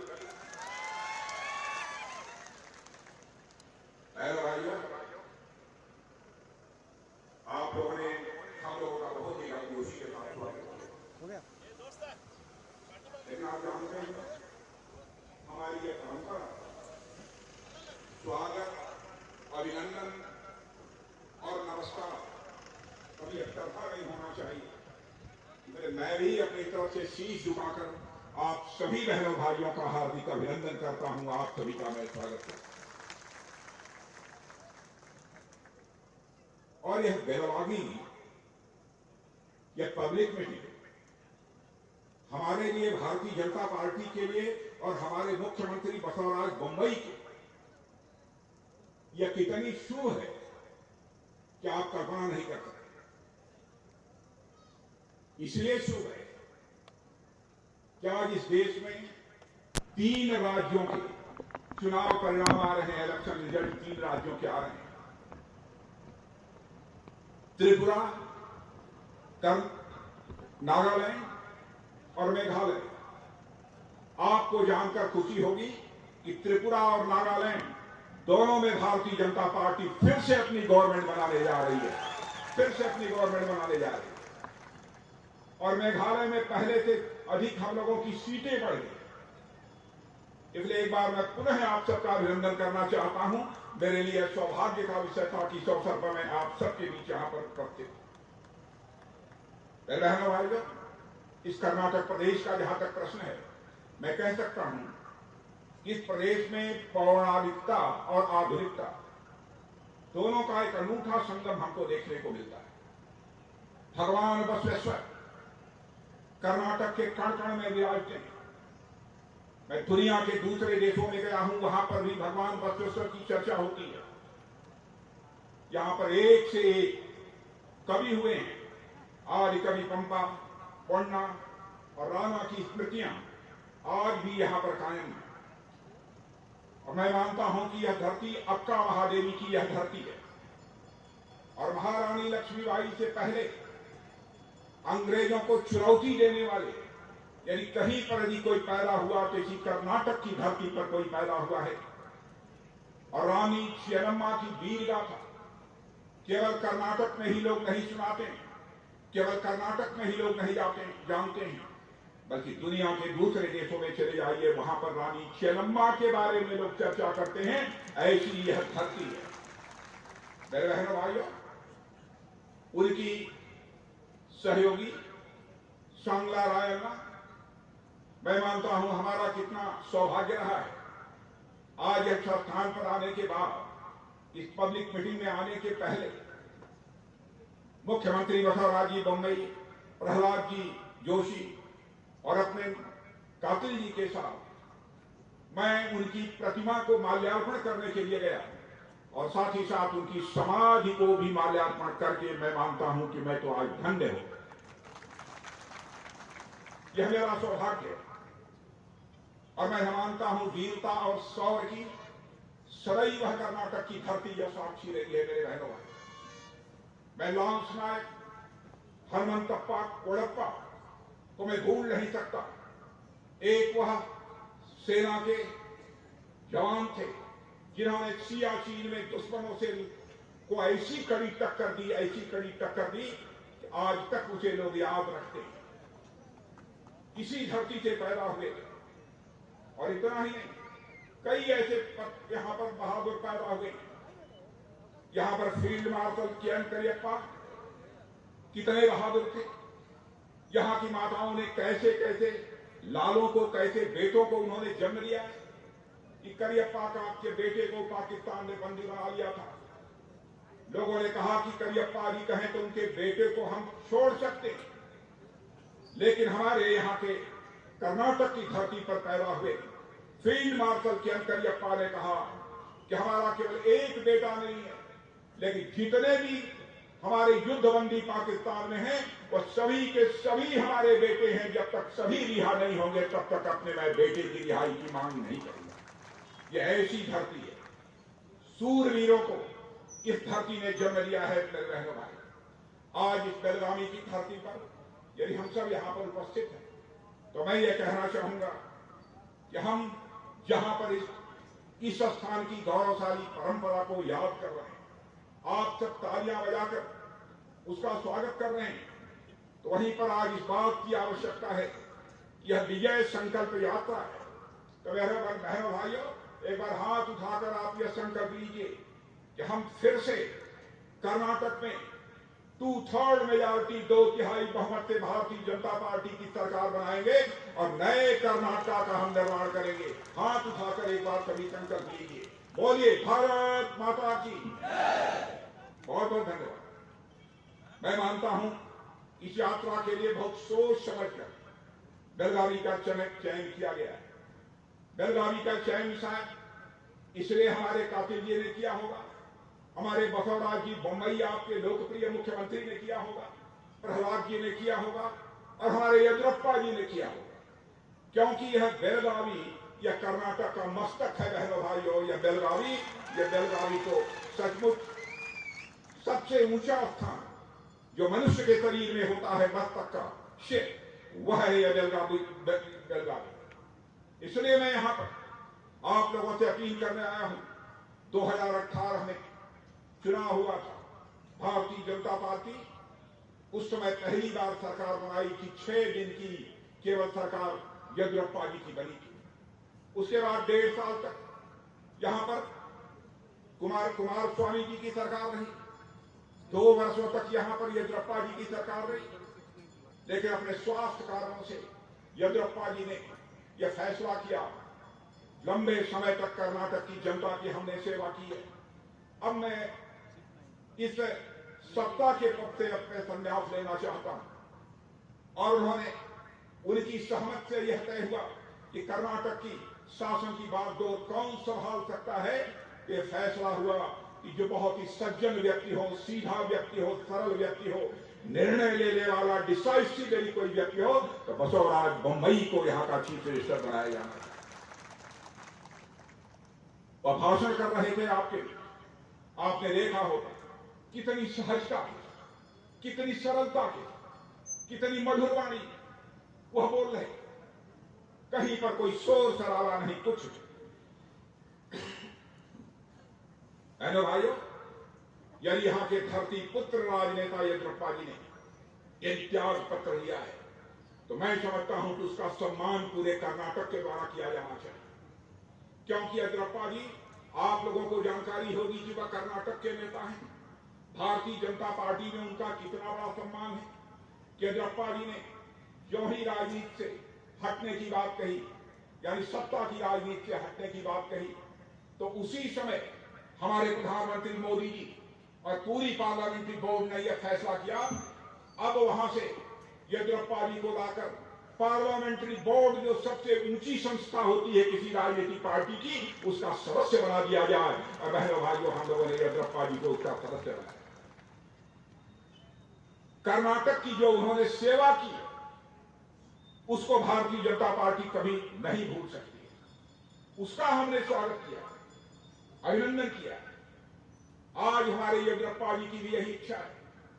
और मोदी जी की इच्छा तो आप अच्छी तरह जानते हैं। येदियुरप्पा जी की इच्छा है कि जिस प्रकार से पूरा का पूरा 5 वर्षों का समय भारतीय जनता पार्टी को मिलना चाहिए था, वो नहीं मिल पाया। तो इस बार के चुनाव में पूरा का पूरा बहुमत ही नहीं, बल्कि 2/3 बहुमत, 2/3 मेजॉरिटी भारतीय जनता पार्टी को प्राप्त होनी चाहिए। इसलिए येदियुरप्पा जी ने भी कहा कि पूरी ताकत लगाकर मैं भारतीय जनता पार्टी को 2/3 यानी 2/3 मेजॉरिटी दिलाने के लिए मैं काम करूंगा। बहनों भाइयों, यह कोई छोटी बात नहीं है।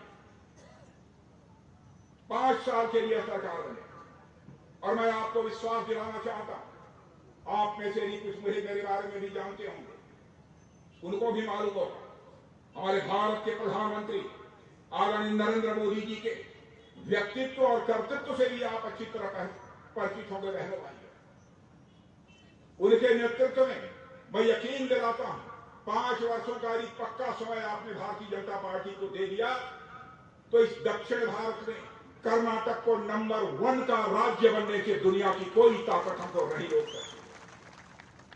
आपने देखा होगा कि पिछले दिनों ही अभी हमारे प्रधानमंत्री मोदी जी आए थे शिमोगा में और उन्होंने एक शानदार एयरपोर्ट का उद्घाटन किया।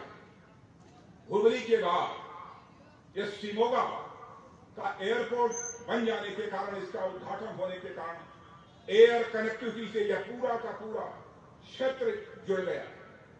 और मैं कहना चाहता हूं, एयर कनेक्टिविटी नहीं, रोड कनेक्टिविटी में भी जिस तेजी के साथ हमारी सरकार में काम हुआ है बहनों भाइयों, आजाद भारत के इतिहास में कांग्रेस ने वह काम नहीं किया जो कि हमारी सरकार ने किया।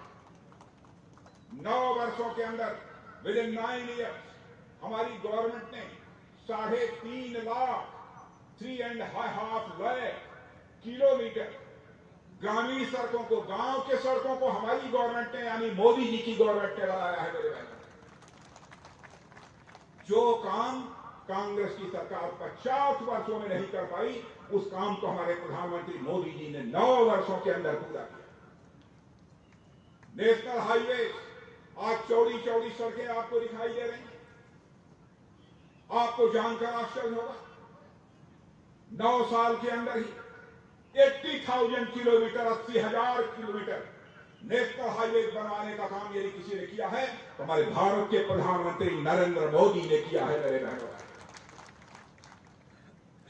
कभी भी उन्होंने किसी के साथ कोई भेदभाव नहीं किया। उनके दिल की तड़पन है, मोदी जी के दिल की तड़पन है। कर्नाटक का विकास होना चाहिए। आप ये कहेंगे कि मैं कैसे मान लूं, मोदी जी के दिल की तड़पन है कि कर्नाटक का विकास होना चाहिए।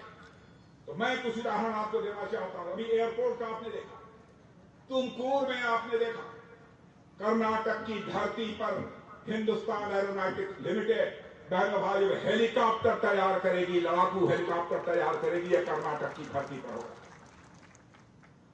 क्या कर्नाटक के लोगों को इससे रोजगार नहीं मिलेगा? इतना ही नहीं, इंडस्ट्रियल कॉरिडोर, ऐसा क्षेत्र जिसमें उद्योग ही खड़े किए जाएंगे।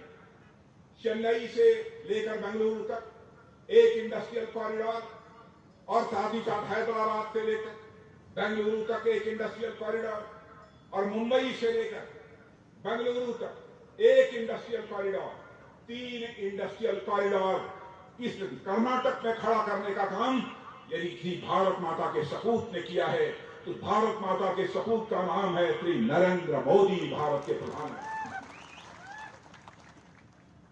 क्या बहनों भाइयों, इन तक कामों की इज्जत नहीं की जानी चाहिए? क्या इनका सम्मान नहीं किया जाना चाहिए?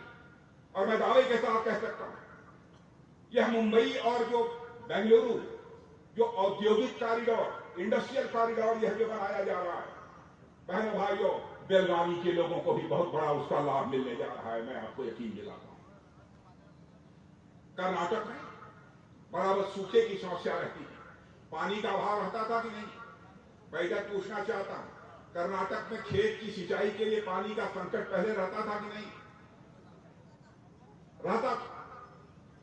हमारे प्रधानमंत्री ने संकल्प लिया है बहनों भाई, क्योंकि लोग कहते थे, अब हमारे प्रधानमंत्री कहते हैं हो गया सूखा, अब निवास के नीरू और भूमि के नीरावरी, हर घर को पानी और हर खेत को पानी, हर घर में पानी जाना चाहिए, हर खेत को पानी मिलना चाहिए। यह बात हमारे प्रधानमंत्री ने की है। प्रधानमंत्री तो बहुत सारे लोग हुए हैं, कहते कुछ हैं, करते कुछ हैं। कांग्रेस के नेताओं के बारे में आप अच्छी तरह जानते हैं, उनकी कथनी और करनी में, उनके वर्ड्स और डीड्स में अंतर होता है मेरे बहनों भाइयों। लेकिन भारतीय जनता पार्टी हिंदुस्तान की एक ऐसी राजनीतिक पार्टी है जो कहती है वह करके दिखाती है, चाहे उसके लिए कितनी भी बड़ी कीमत क्यों हो।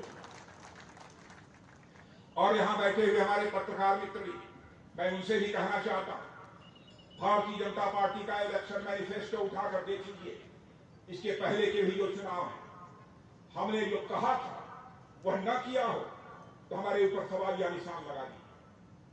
हम जो कहेंगे वह करेंगे। विश्वास का संकट, क्राइसिस ऑफ क्रेडिबिलिटी हम भारत की राजनीति में नहीं पैदा होने देंगे मेरे बहनों। प्राण जाई पर वचन न जाई, यह भारतीय जनता पार्टी का संकल्प है। हम 1951 से बराबर ये कहते आ रहे हैं हमारी सरकार बन जाएगी, बहुमत मिल जाएगा। जम्मू कश्मीर के अंदर जो धारा 370 लगी है, जिसके कारण जम्मू कश्मीर को अन्य राज्यों की अपेक्षा विशेषाधिकार प्राप्त है, उसको हम समाप्त करेंगे। आपने देखा सरकार बनते ही संसद के दोनों सदनों में बहुमत मिलते ही चुटकी बजाकर धारा 370 हमने समाप्त कर दिया। और आज जम्मू कश्मीर का भी वही दर्जा है जो हिंदुस्तान के अन्य राज्यों का दर्जा। हम लोगों ने कहा था 3 तलाक माताओं बहनों के साथ अन्याय क्यों होना चाहिए, जुल्म क्यों होना चाहिए। लोगों ने कहा था वो मुस्लिम है, उनको छेड़िए। हिंदू भी हमारा भाई है, मुसलमान भी हमारा भाई है, जो भी भारत माता की कोख से पैदा हुए हैं सभी हमारे भाई। उनकी औरतें भी हमारी माता और बहनें। हम कैसे किसी को इजाजत दे सकते हैं? शादी करो और शादी करने का जब मन हो जाए तलाक तलाक तलाक 3 बार बोलकर उसको छोड़ दो। कांग्रेस पार्टी इस अपराध को बर्दाश्त कर सकती थी, लेकिन भारतीय जनता पार्टी नहीं बर्दाश्त कर सकती थी। 3 तलाक की प्रथा को भी हम लोगों ने समाप्त कर दिया। जो हमने कहा था वो करके दिखाया। 55,000 करोड़ की लागत वाले अपर भद्रा प्रोजेक्ट हमारी सरकार ने मंजूरी की है। बहनों भाई, चित्रदुर्गा, चिकमंगलूर, तुमकुरू, दामड़गिरी जैसे जिलों को स्वाभाविक रूप से इसका लाभ मिलेगा। और आपको जानकर खुशी होगी, आपके यहां अधिकांश घरों में पाइप्ड वाटर यानी नल के माध्यम से पानी तो पहुंच रहा होगा। केवल आप ही लोगों तक नहीं, हिंदुस्तान में 8 करोड़ घरों में पाइप के द्वारा पानी पहुंचाने का काम किसी गवर्नमेंट ने किया है तो हमारे प्रधानमंत्री मोदी जी की गवर्नमेंट ने किया। 80 करोड़ 80 करोड़ लोगों को मुफ्त में राशन।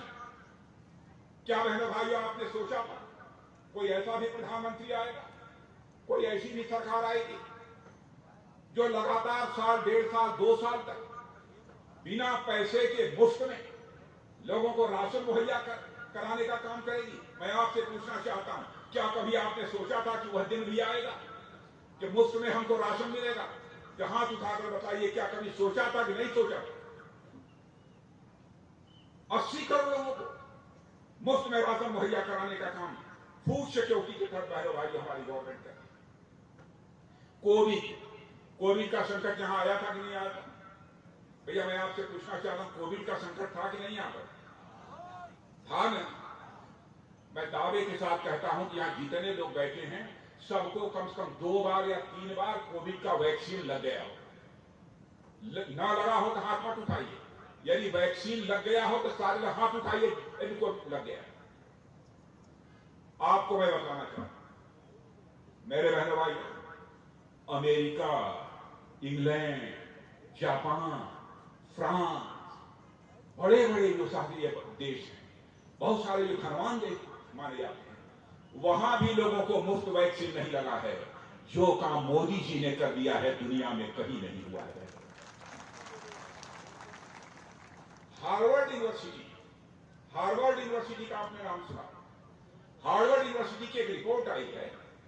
उस रिपोर्ट में कहा गया है कि यदि मोदी जी ने कोविड के दौरान यदि सबका को टीका न लगवाया होता, वैक्सीनेशन न किया होता, तो भारत में 39 लाख लोग मर जाते। यह बात हार्वर्ड यूनिवर्सिटी की रिपोर्ट है। कितना बड़ा काम हमारे प्रधानमंत्री ने किया। मोबाइल आप लोगों के पास है कि नहीं? जहां दिखाइए मोबाइल है कि नहीं? सबके पास है। मोबाइल के माध्यम से अब पैसे का लेन देन आप करते हैं कि नहीं? कितने लोग करते हैं? जहां दिखाइए। जानते हैं, कांग्रेस कहती थी ये गांव के लोग तो पढ़े लिखे नहीं होते, अनपढ़ होते हैं, ये क्या मोबाइल चलाएंगे? ये मोदी जी को क्या हो गया? आज आपको जानकर आश्चर्य होगा भाई साहब, हालात बदल गए।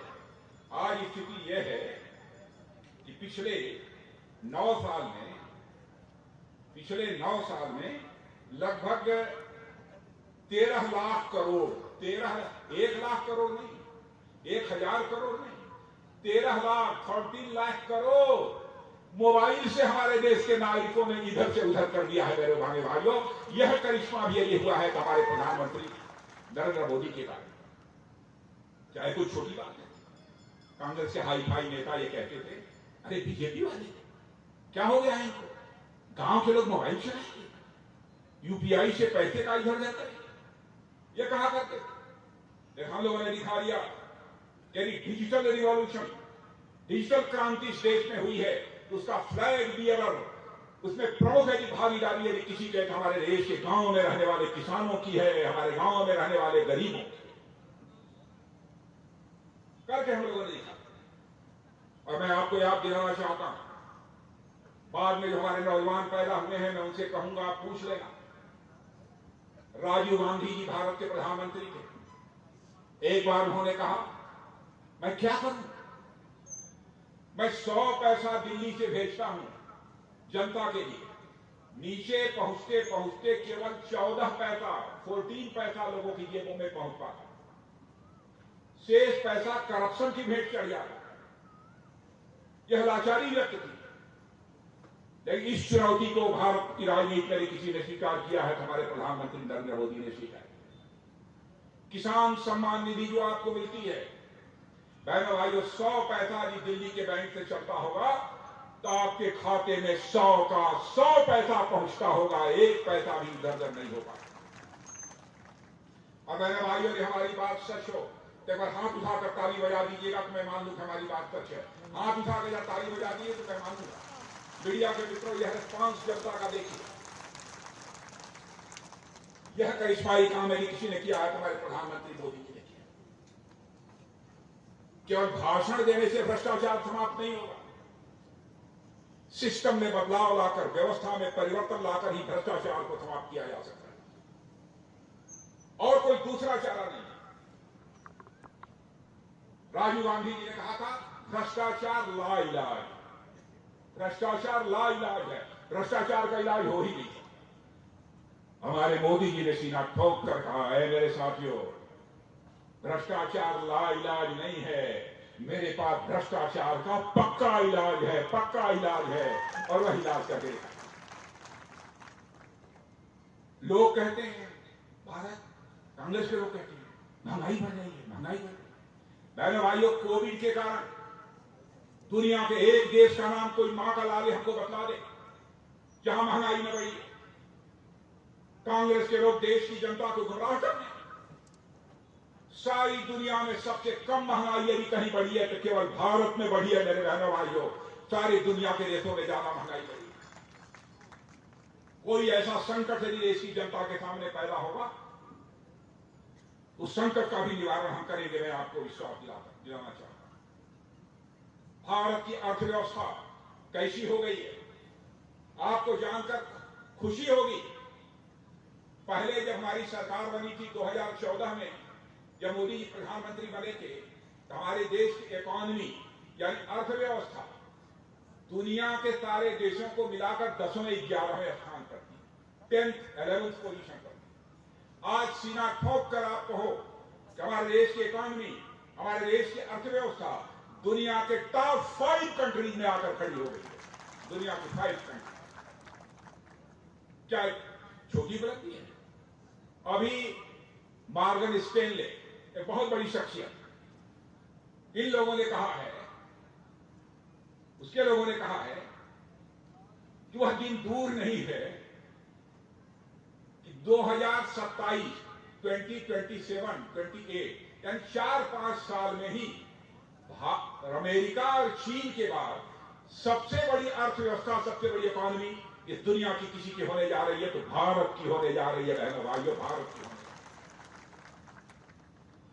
अंतर्राष्ट्रीय जगत में, इंटरनेशनल कम्युनिटी में भारत की इज्जत बढ़ी थी।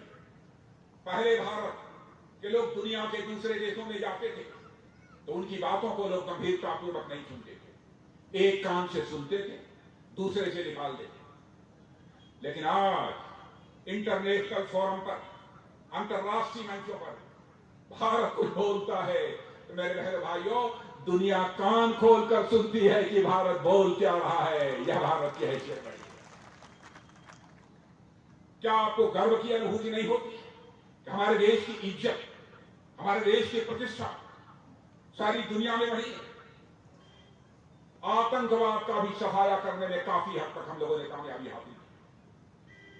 हम लोग छोड़ेंगे नहीं। पीएफआई पर भी हम लोगों ने बैन लगा दिया, पीपुल फ्रंट ऑफ इंडिया।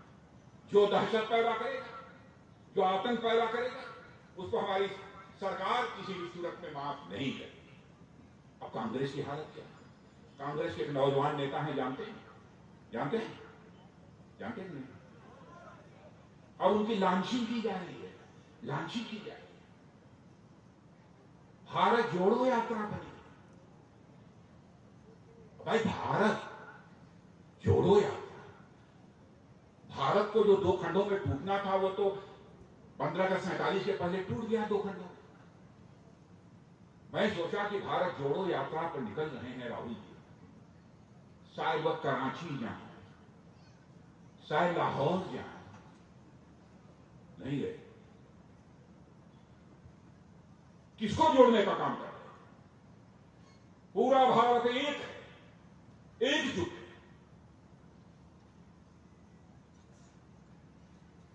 केवल जनता की आंखों में धूल झोंक कर लंबे समय तक राजनीति नहीं की जा सकती है मेरे बहनों भाई। वही नेता कामयाब हो सकता है जो जनता से आंखों चुरा कर राजनीति नहीं करता है, बल्कि जनता की आंखों में आंख डालकर राजनीति करता है, वही कामयाब होता है। और यह करने वाली यदि कोई पार्टी है तो भारतीय जनता पार्टी। ये लोग नारा लगाते हैं कांग्रेस के लोग, मोदी जी तेरी कब्र खुदेगी। क्या बहने भाइयों, आपके प्रधानमंत्री के बारे में कोई ऐसा कहता था, आपको गुस्सा आता है कि नहीं आता? किसी का विरोध करना है, विरोध करो, उसको मरने की, उसका कब्र खोदने की बात करोगे?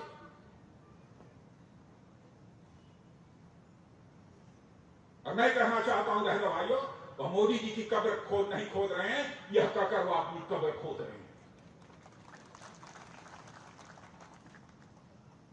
और मैं कहना चाहता हूं, सुन लो मेरे कांग्रेस के दोस्तों, हमारे प्रधानमंत्री के ऊपर, भारतीय जनता पार्टी के ऊपर जितना भी कीचड़ उछालोगे, हमारा कमल उतना ही खिलता चला जाएगा, उतना ही कमल खिलता चला जाएगा।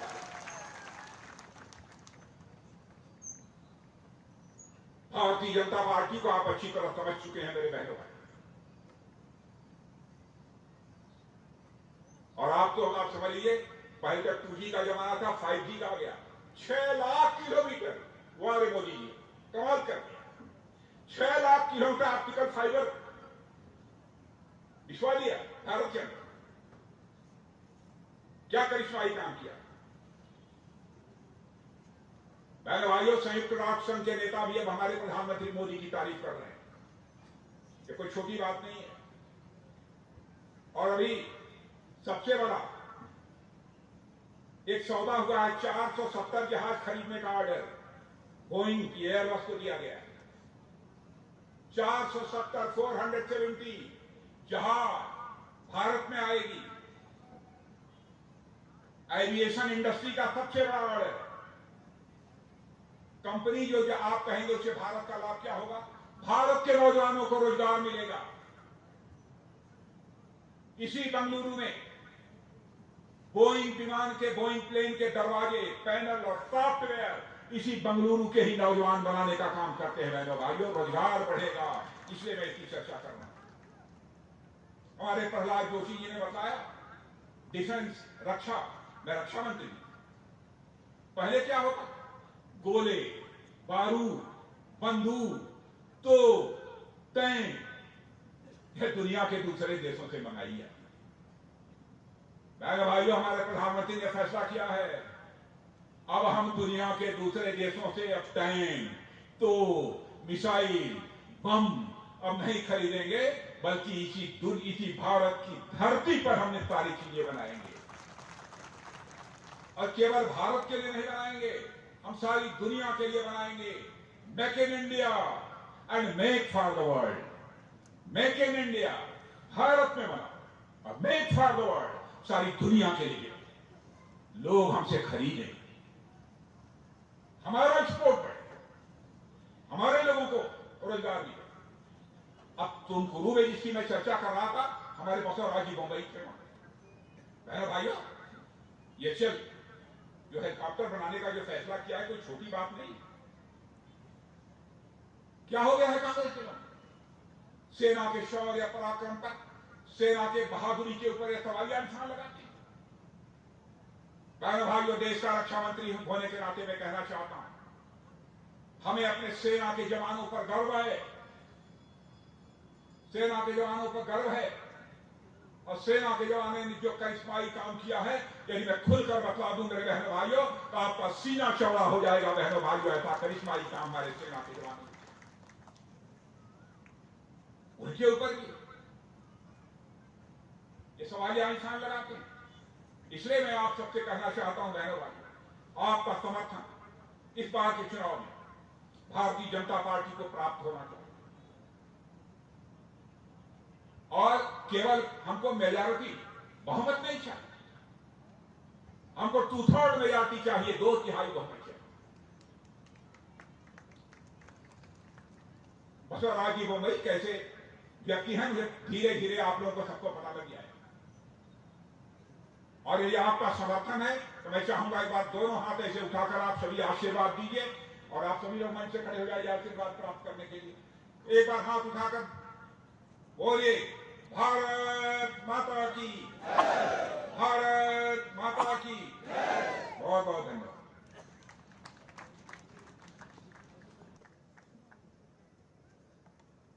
ವಿಜಯ ಸಂಕಲ್ಪ ಯಾತ್ರೆಗೆ ಚಾಲನೆಯನ್ನು ನೀಡಿ ತಮ್ಮ ನೀತಿ ನಿರ್ಧಾರಗಳಷ್ಟೇ ಗಟ್ಟಿಯಾಗಿರುವಂತಹ ಮಾತುಗಳನ್ನಾಡಿ ನಮ್ಮೆಲ್ಲರಿಗೂ ವಿಶ್ವಾಸವನ್ನು ತುಂಬಿರುವಂತ, ದೇಶ ಕಂಡಂತ ಅತ್ಯಂತ ಯಶಸ್ವಿ ರಕ್ಷಣಾ ಮಂತ್ರಿಗಳಾಗಿರುವಂತ ಸನ್ಮಾನ್ಯ ಶ್ರೀ ರಾಜನಾಥ್ ಸಿಂಗ್ ಜಿ ಅವರಿಗೆ ತಮ್ಮೆಲ್ಲರ ಪರವಾಗಿ ತುಂಬ ಹೃದಯದ ಧನ್ಯವಾದಗಳನ್ನು ಅರ್ಪಣೆ ಮಾಡ್ತೇನೆ.